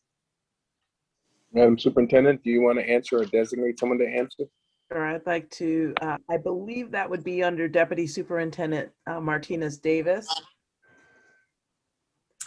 Good evening, President White, Vice President Elliott, Dr. Nelms, commissioners. So this resolution and the Pathways to Peace members that are part of this resolution are part of our support remote teams that I presented to you a couple of weeks ago, where we will have different teams going to different buildings, not just one particular building, in case they are needed to provide support. It was part of the SRO transition plan. So you see there that there are some schools listed, but it's not limited to those schools. It was not School 17? Yeah, School 17 is listed there. There's schools that are listed there as part of the grant. Right. But they will be deployed to any school in the district that needs assistance. Okay. All right. It just seems to me, and I'm also thinking and mindful of, although you said it's a grant, also mindful that, you know, we've got a budget gap that we have to close. And if we can be more efficient with the dollars and using those dollars at schools that really need the support, I just think we'll be more efficient with the dollars that we have. Thank you. You're welcome. And can I add? I can't turn on my camera, sorry. This is Elizabeth Reyes. Commissioner Elliott, oh, I can start, okay. Hi, everyone. So they're actually assigned to 4 or 5 schools in person, and I believe school 17 is like 1 day a week. So they won't be there the whole time. They'll be there assigned 1 day, and then they'll be at other schools as well. No, I get it. Okay. I get it. But you know, there's specific schools that you had in there. And it seemed to me that there's certain schools that probably need that support more than others. And school 17 stood out to me as one of those schools that may not need that support as much. And again, I'm thinking about the financial resources that we have. How can we more efficiently utilize those dollars? Thank you. You're welcome. It is a 5-year grant. So when we look at renewing the grant, we can also relook at the schools. Thank you. Commissioner LeBron. Yeah, so I actually did not initially have a question on it, but because Commissioner Vice President Elliott mentioned it, and part of the answer was that it will be at other schools, I don't see where it says in the resolution that they're going to be at other schools outside of the schools that are listed on the resolution. And because people may not have this resolution in front of them and are listening to this, it is school 8, school 17, 19, Henry Hudson 28, Douglas, Edison, and Franklin's campuses that are listed as the only schools. And I personally don't want to say that one school doesn't need it or has a higher need than another, because Rochester as a community still has a young gang violence issue as a community that this community has not addressed. And it's not 100% on our district to address it. I do believe 100% that the city has an obligation to continue to address that as well.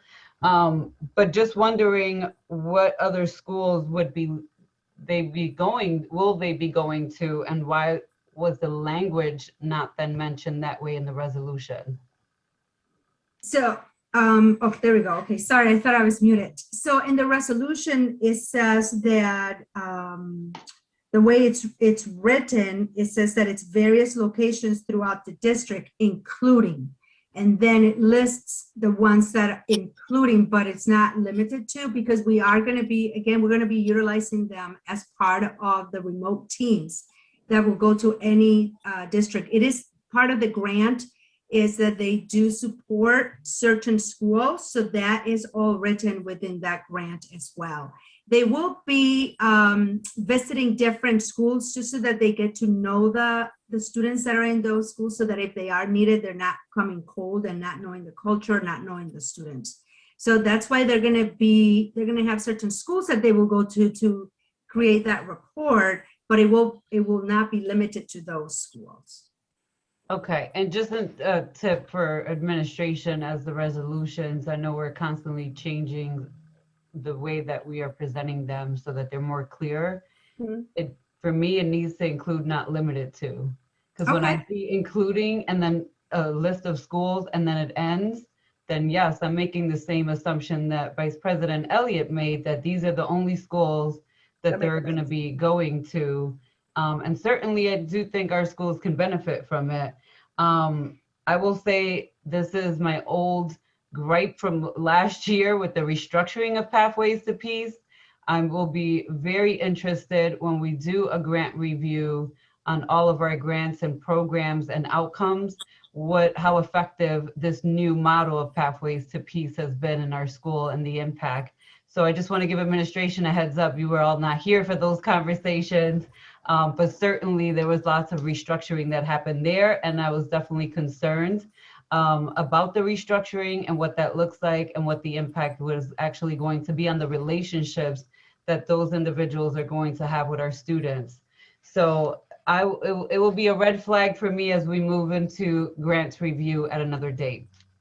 Yeah, that makes sense. And it is part of our academic and financial plan for us to take a look at all the grants and all the programs that we're funding, but whether it's a fund or grant fund, to make sure that they are giving us the results that we're expecting. Because like That's- Vice President Elliott said, we are spending, dollars on it, and we want to make sure that we get that return back. Dr. Jallo? Yeah, just one question. What data or criteria was used to select those schools in the first place? What data was used to select? Data and criteria used to select the schools that are identified in that resolution. I believe that was part of the grant. The way the grant was written was for these particular schools. So not for today, but when you write a grant, we wrote the grant.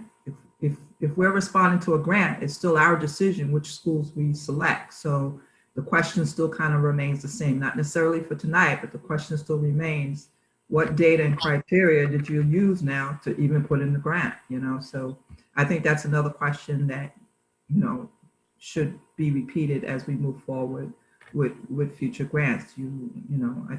I just think it's important to note. And if you know the answer, fine. If not, I do think that that's an answer that should be forthcoming. Vice President Elliott? Thank you, Mr. President. So in reference to Resolution 656, and to the state monitor's point, I'm looking at what I'm looking at now, particularly since we are having this financial constraint, and it's really squeezing me in the sense of me asking these kinds of critical questions. So for Resolution 656, do we have the data that supports the fact that in the past, Hillside has actually lent to increase in attendance and graduation rates and prepare students to enter the college and the workforce? Do we have data? Because this is, we've been in partnership with Hillside in the past, but have they in fact done what they said that they're going to do? Do we have the data that shows that? Because I really am at the point now where we can't afford just to give people money. And, this is a district where, everybody comes and tries to get dollars from this particular entity because it has $1 billion. And so my question is, do we have the data that says that we or they have increased graduation rates, they prepared our students for to enter college and the workforce, and they've increased attendance rates? So particularly since we have on the ESA agenda monthly about the status of our attendance rates, I'd like to be able to know that, and I'd like for us to be able to, I'd like the district to be able to ensure that they are meeting the goals that we are giving them these dollars for. Okay, thank you, Vice President Elliott. Yes. All right, thank you. Commissioner Adams?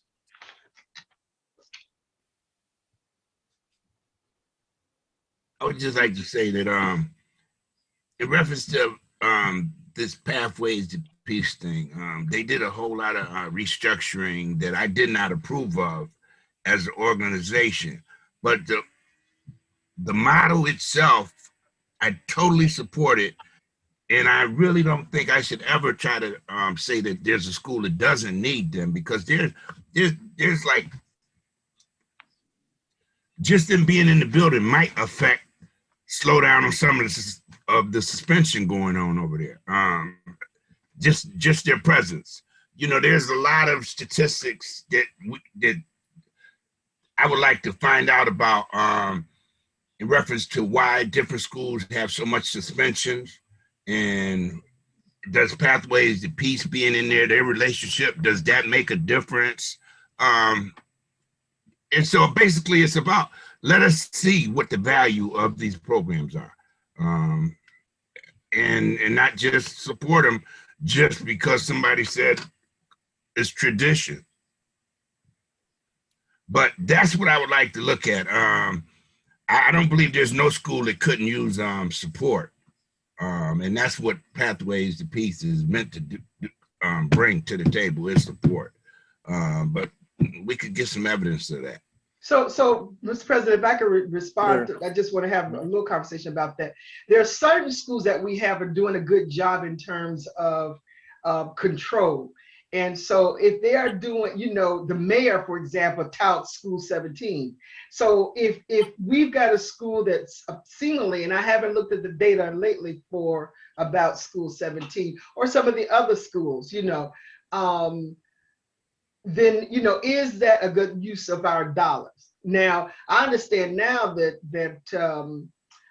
School 58 is off the chain over there. So we may need to have those dollars to go, those resources to go over to School 58, even that being one of our better schools, but they're now having some issues over there. So it's just a matter of how we are more efficient with the dollars that we got. That's all I'm saying, Commissioner Adams. But I do have one other question about Resolution 659. Vice President Elliott, we're not on that resolution yet. Okay. I thought we were doing them as a packet under teaching and learning. No, that was 654 to 657 is teaching and learning. Oh, I'm sorry. My apologies. No, that's all right. No worries. Let me just double check to make sure that there are no questions or comments regarding those. I assume those are both ruled hands. I did want to add, to piggyback on what Commissioner Adams said. I was very fortunate and blessed to be part of the team that created Pathways to Peace back in the early 90s when Bill Johnson was mayor.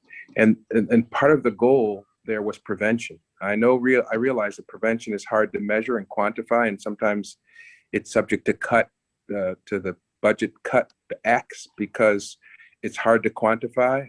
How many students did not get in trouble, how many students did not get suspended. You can't measure that. But that was the whole point. We wanted to create a preventative tool so that it didn't get to a matter of police interdiction and escalation. So I could see a scenario whereby you would want to make sure that those Pathways to Peace workers are available so that they get to know the population of students, so that they can engage in the kind of preventative response that prevents this kind of escalation that has our children going into the criminal justice pipeline. And then with respect to Hillside, I haven't seen any data lately, but I don't think it's going to be very difficult for the administration to answer those key performance indicator questions that Vice President Elliott, I believe you had, because many of you recall Hillside is very conscientious as compared to other service providers of making sure they can prove the value of their work.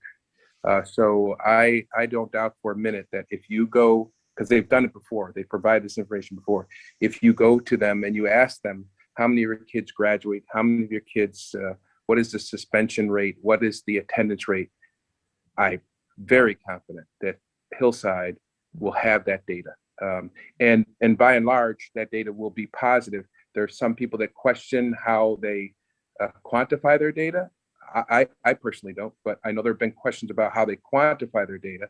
And I don't want to get into debate about it, but I'm saying Hillside will have the data that you ask for. Whether it proves that they're valuable service, it will be a decision that the superintendent will make. It will be a decision ultimately the board will make. But that you will not have a problem getting key performance indicator data from them. Commissioner LeBron. Yeah, just I guess asking for clarity, or asking this board to have clarity when we are doing these reviews of outcomes on grant funded programs, that we also as a board are clear to organizations what we expect, or to the administration to go back and communicate with organizations, because if we're not clear and they provide some data and then we have more questions, I just want to understand, and maybe this is not a conversation for tonight, but I want to understand the process that we're going to put in place to review the grant funds and the outcomes and the data that we're going to be requesting to review to make those decisions. Because honestly, this could go so many ways and people can present certain things, and I personally want to see all of it. And look at the whole scope of from what school they're supporting, where the school was at before, where the student was at before, where the student is at now. So perhaps this is a sidebar conversation I can probably have with Vice President Elliott, because I do believe that the ESA committee, is that correct? You guys are going to take on the grant review process, or is that going to be a separate meeting? My suggestion is that, my early suggestion is that it be something that begins at ESA, and I think the superintendent Okay. was okay with that. Leslie, did that make sense to you? It did. Yeah, it does. All right. So Vice Okay. President Elliott, I'll reach out to you. All right. Thank you. And any other questions regarding resolution 654 to 657? In the I don't see any future, other. let me just ask, in Yes. the future, some of these for 657 or any other, one of the problems that I have is that when I see resolutions like this where they're sort of jumbled, there are some of these organizations that I may not want to support. So somewhere, I don't know how we do it, but I mean, I'll vote in favor for it tonight. But there are just some programs when I look at 657 that I may not want to support for my Brothers Keepers, for the grant for my Brothers Keepers. So somewhere, I don't know how you do it, but we may need to split it up. I'm not exactly sure, but let me just put that on the table. I just think that there, you know, if I have some concerns about some organizations, I really don't want to support them. So, Well, Vice President Elliott, how we do when we take them as a block, it doesn't mean you have to vote for them as a block. So yeah, no, I'll vote for it this time. No, but I'm saying in the future, if you have a situation where you don't want to vote for a particular resolution, but it appears in a block, it doesn't mean, of course, you can say yes to 654 to 656, but no to 657. I mean, you've no, done I'm that talking before, about so one resolution. it doesn't, Mr. President, I'm talking about one yeah, resolution. that's what I'm saying. Okay. Yeah. No, I do want to Yeah, that's what I'm clarify. saying. You could, if we were picking up a block. That's not what I'm saying. President White, what she's alluding to is 657 is a resolution that has a number of organizations listed here, but under the same funding. And what she's saying is perhaps in the future, the administration can separate it as organization A, you know, so it would be 650, it would essentially look like 657 A, B, C, D, E, so that she can then vote individually on the organizations that she wants to support versus saying yes as a blanket to all the organizations in one resolution. Just for clarity.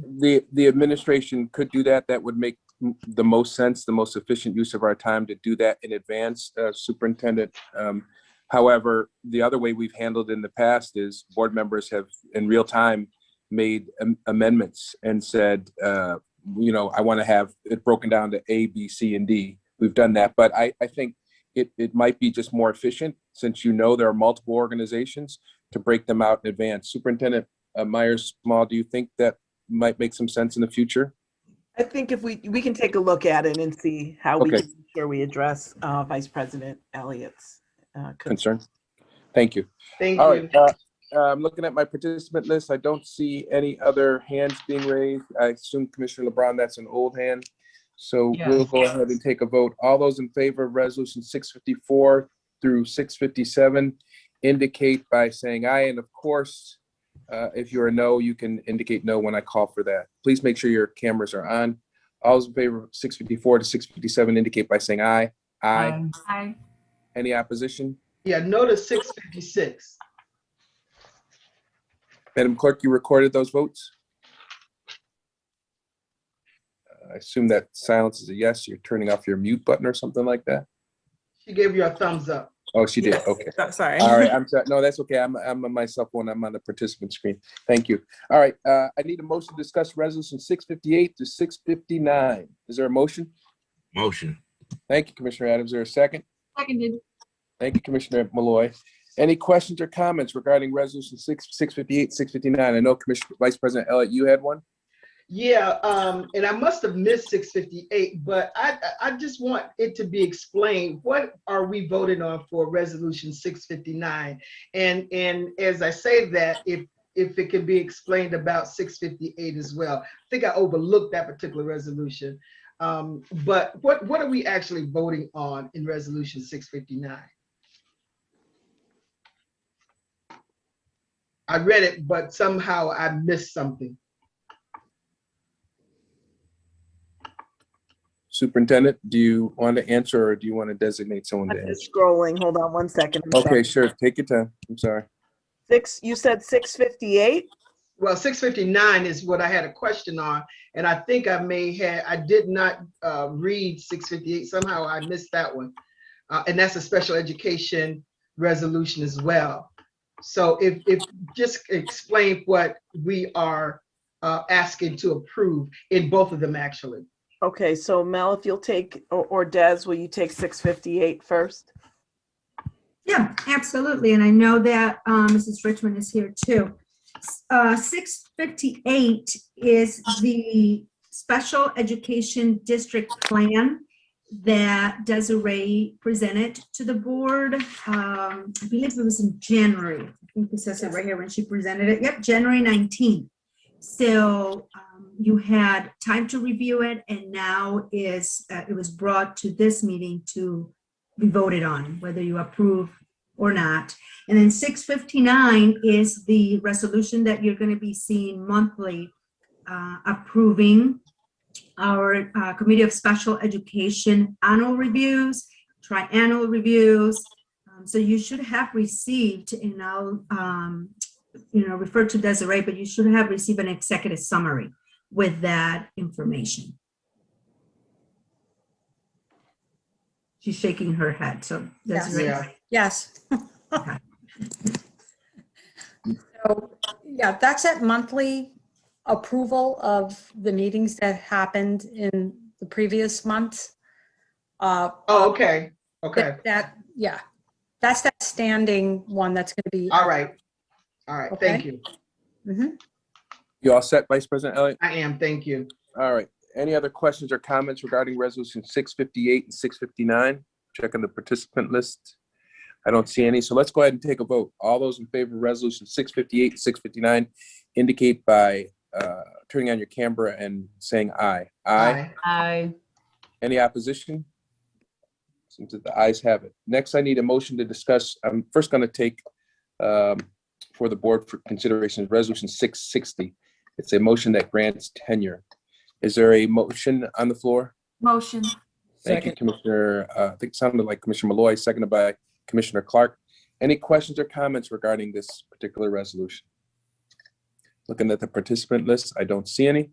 So let's go ahead and take. I just want to give my disclaimer that again, because of the pandemic and the fact that we're not under normal teaching circumstances, I will be voting no, but it is nothing personal to these individuals. Thank you.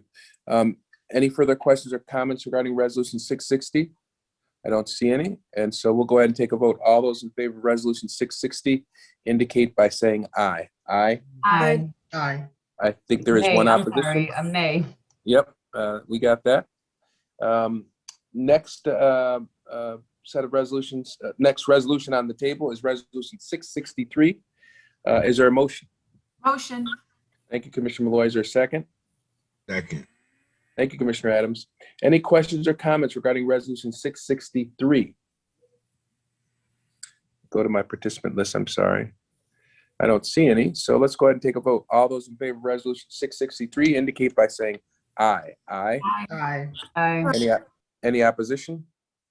Seems that the ayes have it. Next before the Board of Education is our resolution 67. I'm sorry?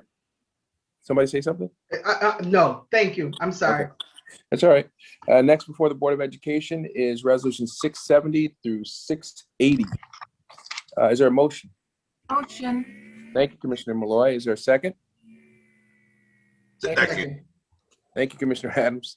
Any questions or comments regarding resolution 670 through 680? These are human resource resolutions for those that don't have the sheet in front of them. Let me go to my participant list. Sorry, I'm going back and forth here. I don't see any hands being raised. So let's go ahead and take a vote. All those in favor of resolution 670 through 680 indicate by saying aye. Aye. Aye. Aye. Aye. Any opposition? Once again, Madam Clerk, the ayes have it. Next, I need someone to offer up a motion to consider resolutions 685 through 686. Motion. Do you I mean think I heard Vice 681? President Elliott. I'm sorry? Do you mean 681? Yeah. No, I have 685. We just voted through 680, Yes. right? And And the next, there is the a next, 681. I'm looking at the order of business. Madam Clerk, it reads 685 through 687 are the next set of resolutions. Is that incorrect? Give me one I- second, President White. I use, I'm using the packet, that's why.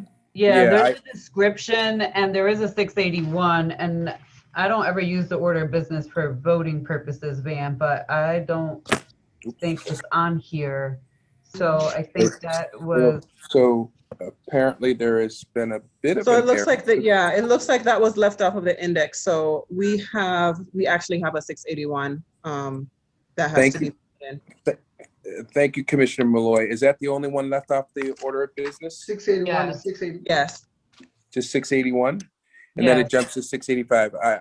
I've told the staff I do use the order of business because that allows me to sort of lead the meeting in an efficient and effective way. So thank you, Commissioner Malloy, for catching that. And I would encourage other folks who use the packet during the course of the meeting, which I'm not able to continue to correct me when you see that I've gone astray because I'm using the order of business. So thank you.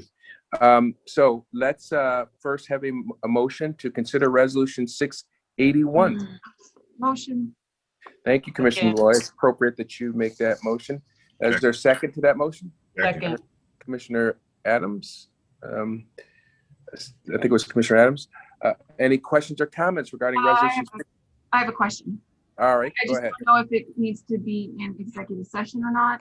It's just regarding, it's regarding the certifications of some of these employees. Would that be? Is it a generic, is it a generic question regarding the certification or a certification relating to a particular employee? A group of employees. Well, Steve, are you there? Steve Carling is our general counsel. Steve? Or Chris. It's just out of curiosity more I'm than here. anything. I just, Okay, Steve, seems like Commissioner Malloy has a question about certification for a group of employees. Is that what you said, Commissioner Malloy? yes. Must she ask that question in executive session or can she ask that here? No, I think whether or not a particular employee has a cert, I think I know where she's going with it. I don't think that that's something that is a matter of executive session privilege. If somebody on the meeting happens to know, what, if they have, I I'm guess gonna just, add, I think the food exactly what I levels, was gonna ask. the food Yeah, service certs, that's okay. I was asking about if the recalled individuals had the L1 certification as cafeteria servers. Superintendent? I see Chris coming on. Okay. I would actually need to phone a friend, Mr. Schmidt. Phone a friend, that's cute.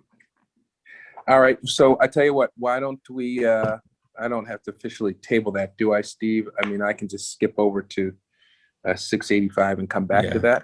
Come back to it later. We'll come back to that, Commissioner Malloy.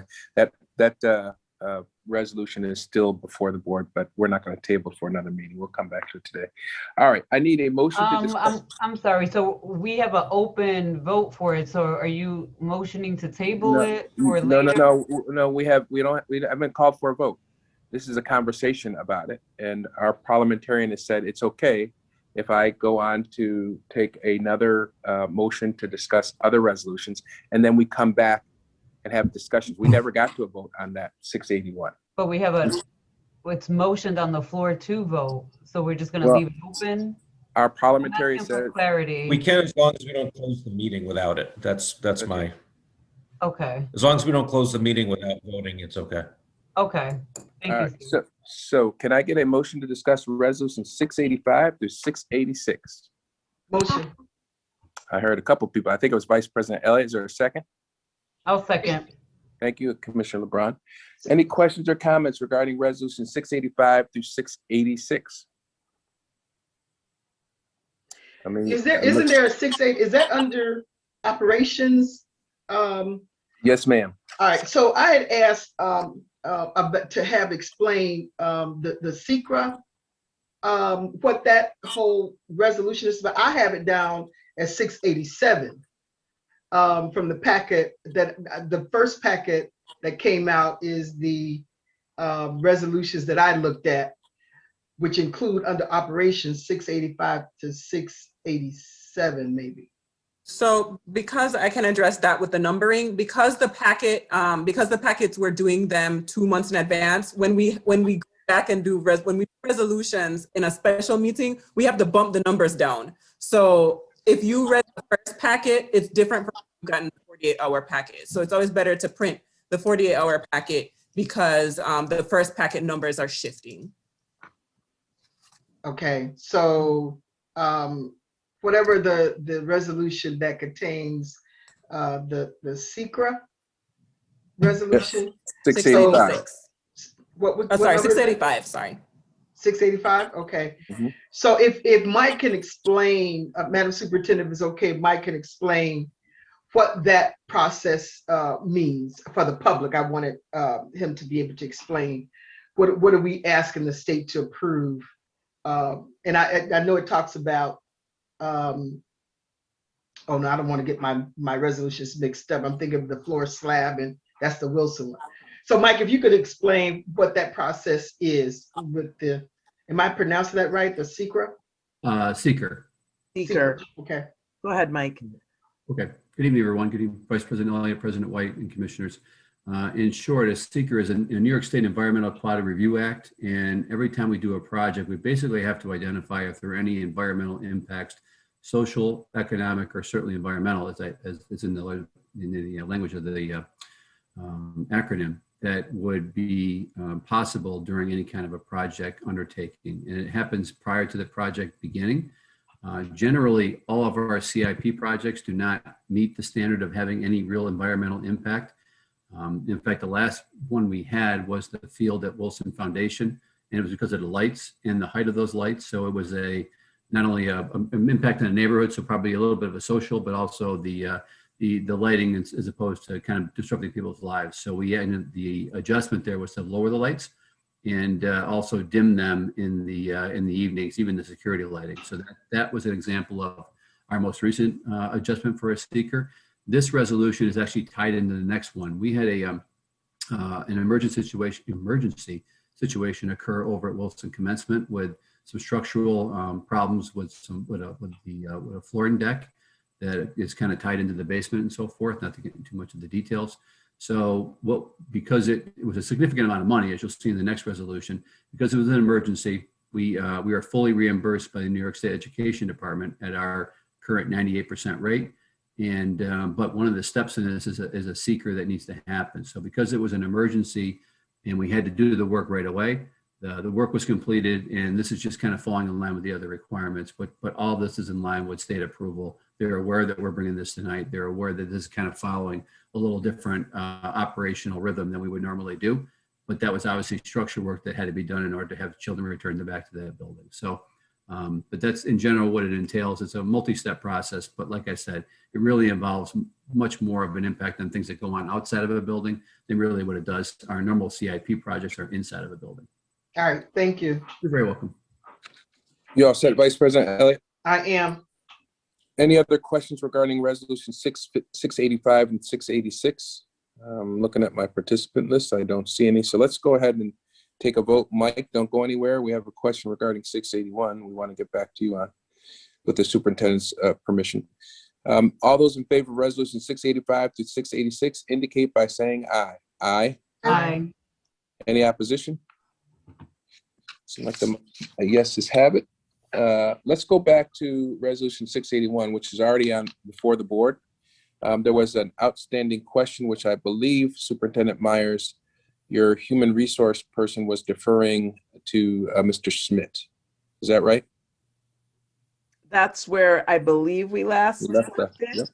I think so. It was a call a friend segment, I think is what Phone it a was. friend, right? Phone a friend segment. Mr. Schmidt, did you hear the question, or are you aware of the question from Commissioner Malloy? ironically, I think I was the only one who didn't anticipate the question tonight, which is really unlike me to not do that.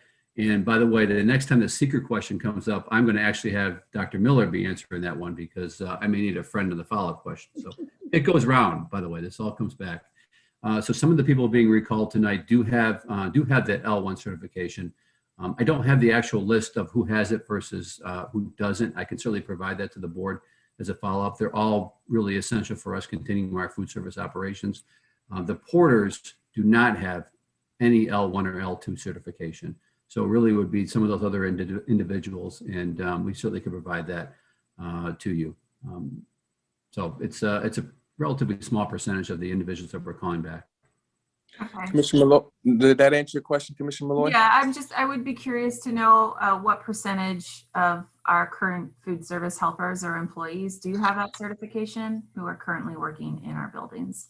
We could provide that for you tomorrow. Thank you. In the question log, I'll I was respond. going to say, let's just put it in the question line and we'll make sure that we follow up with you, Commissioner Malloy. Thank you. All right. Thank you, Commissioner Malloy.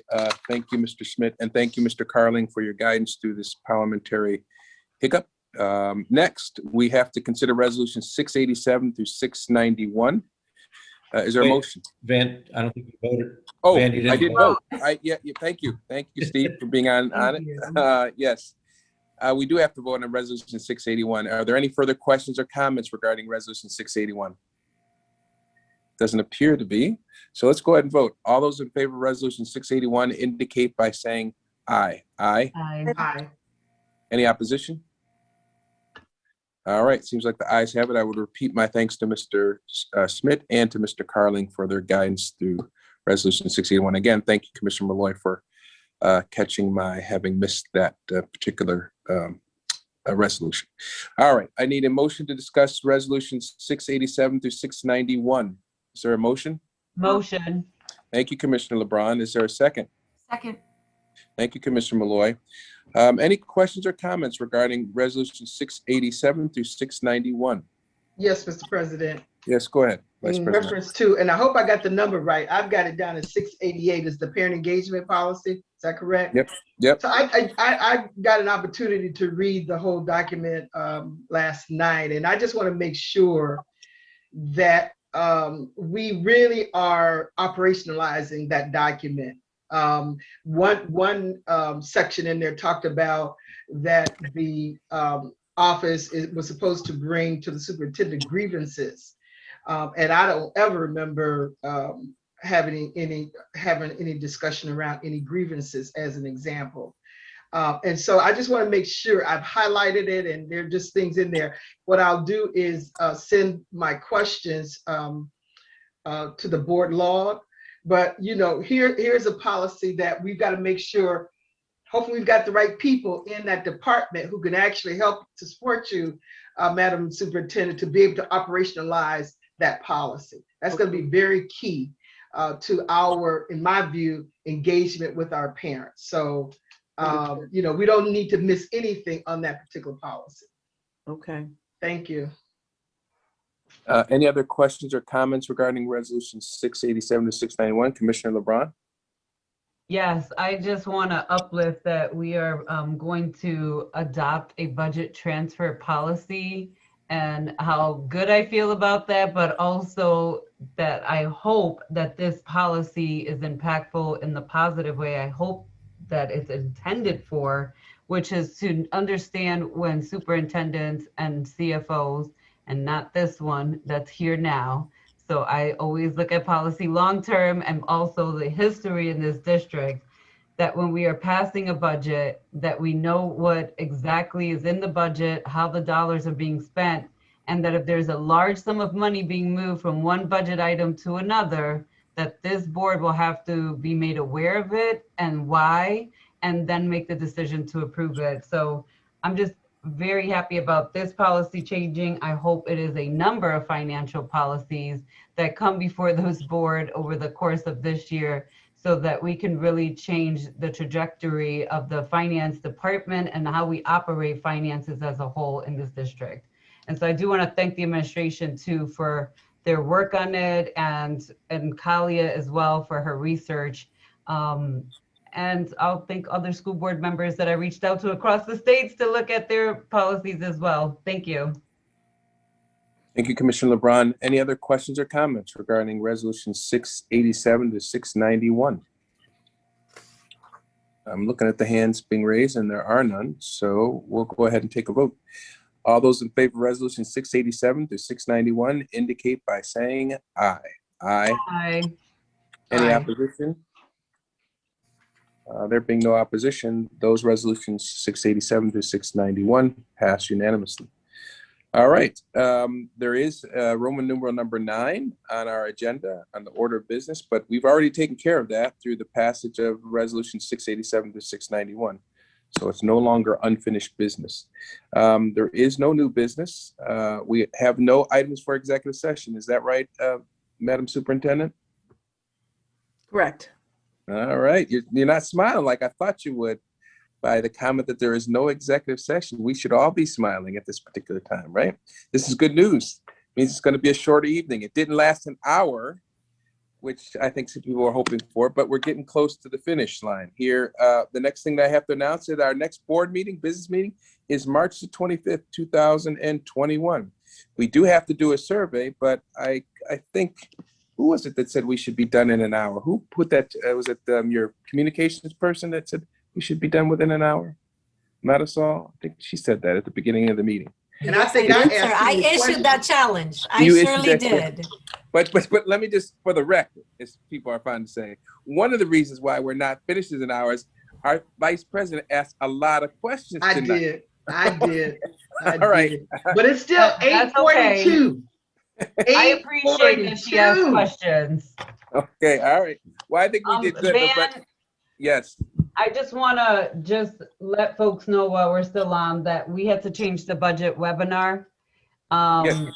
And we changed that budget webinar to Thursday, March 11th at 5:30 to 7:30 p.m.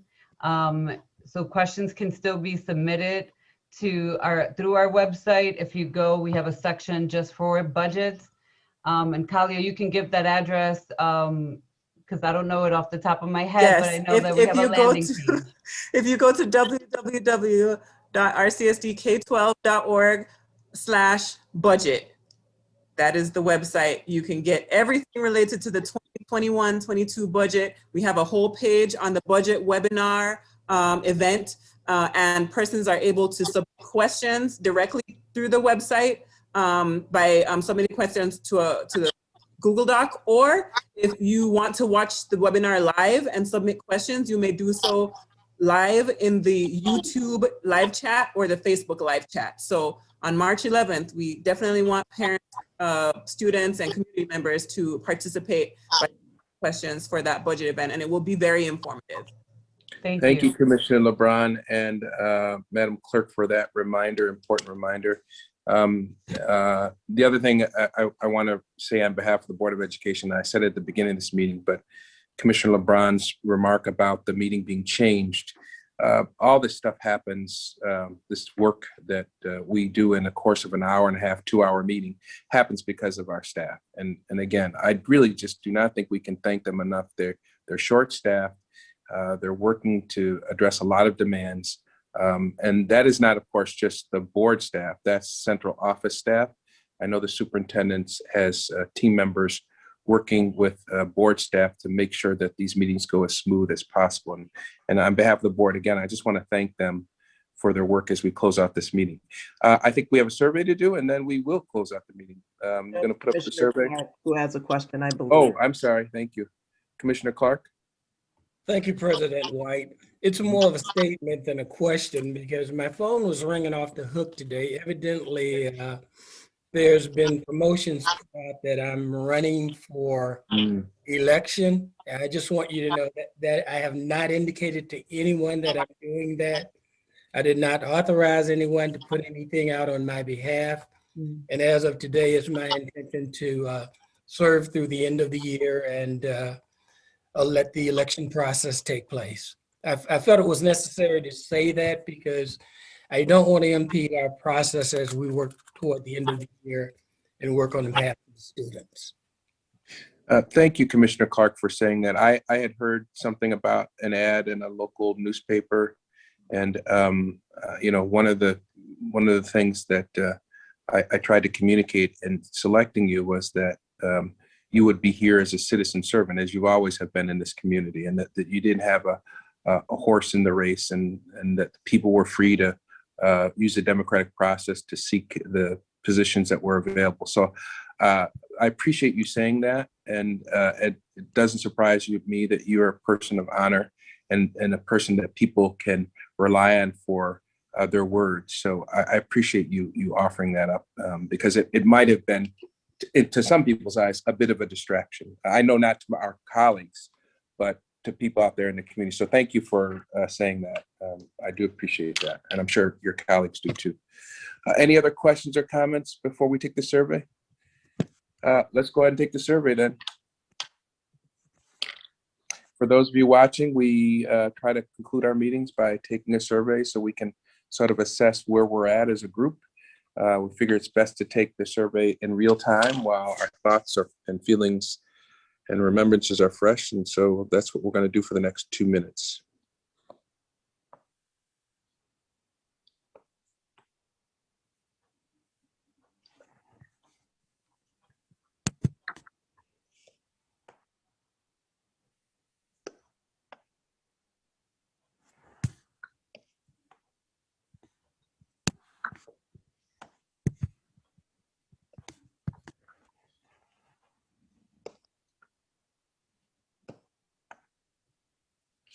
All right, I'm set. I don't know where we're at with everybody else. And for those watching, the reason why I ask is because we can't conclude our meetings unless we do it formally by vote. So whenever our clerk tells us that everybody has completed the survey, that's when I'll call for a motion to adjourn.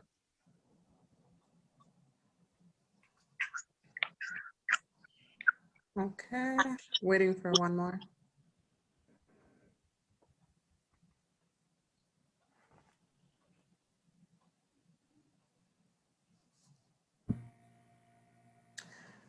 Oh, okay, the one person I'm waiting for cannot vote tonight. Technical difficulties, okay. So we are good. All right, I need a motion to adjourn. Motion. That's Commissioner Malloy. Is there a second? Second. That is Commissioner Adams. All those in favor indicate by saying aye. Aye. Aye. No nays? The ayes have it. Good night, everybody. Be safe. Good night. Good night.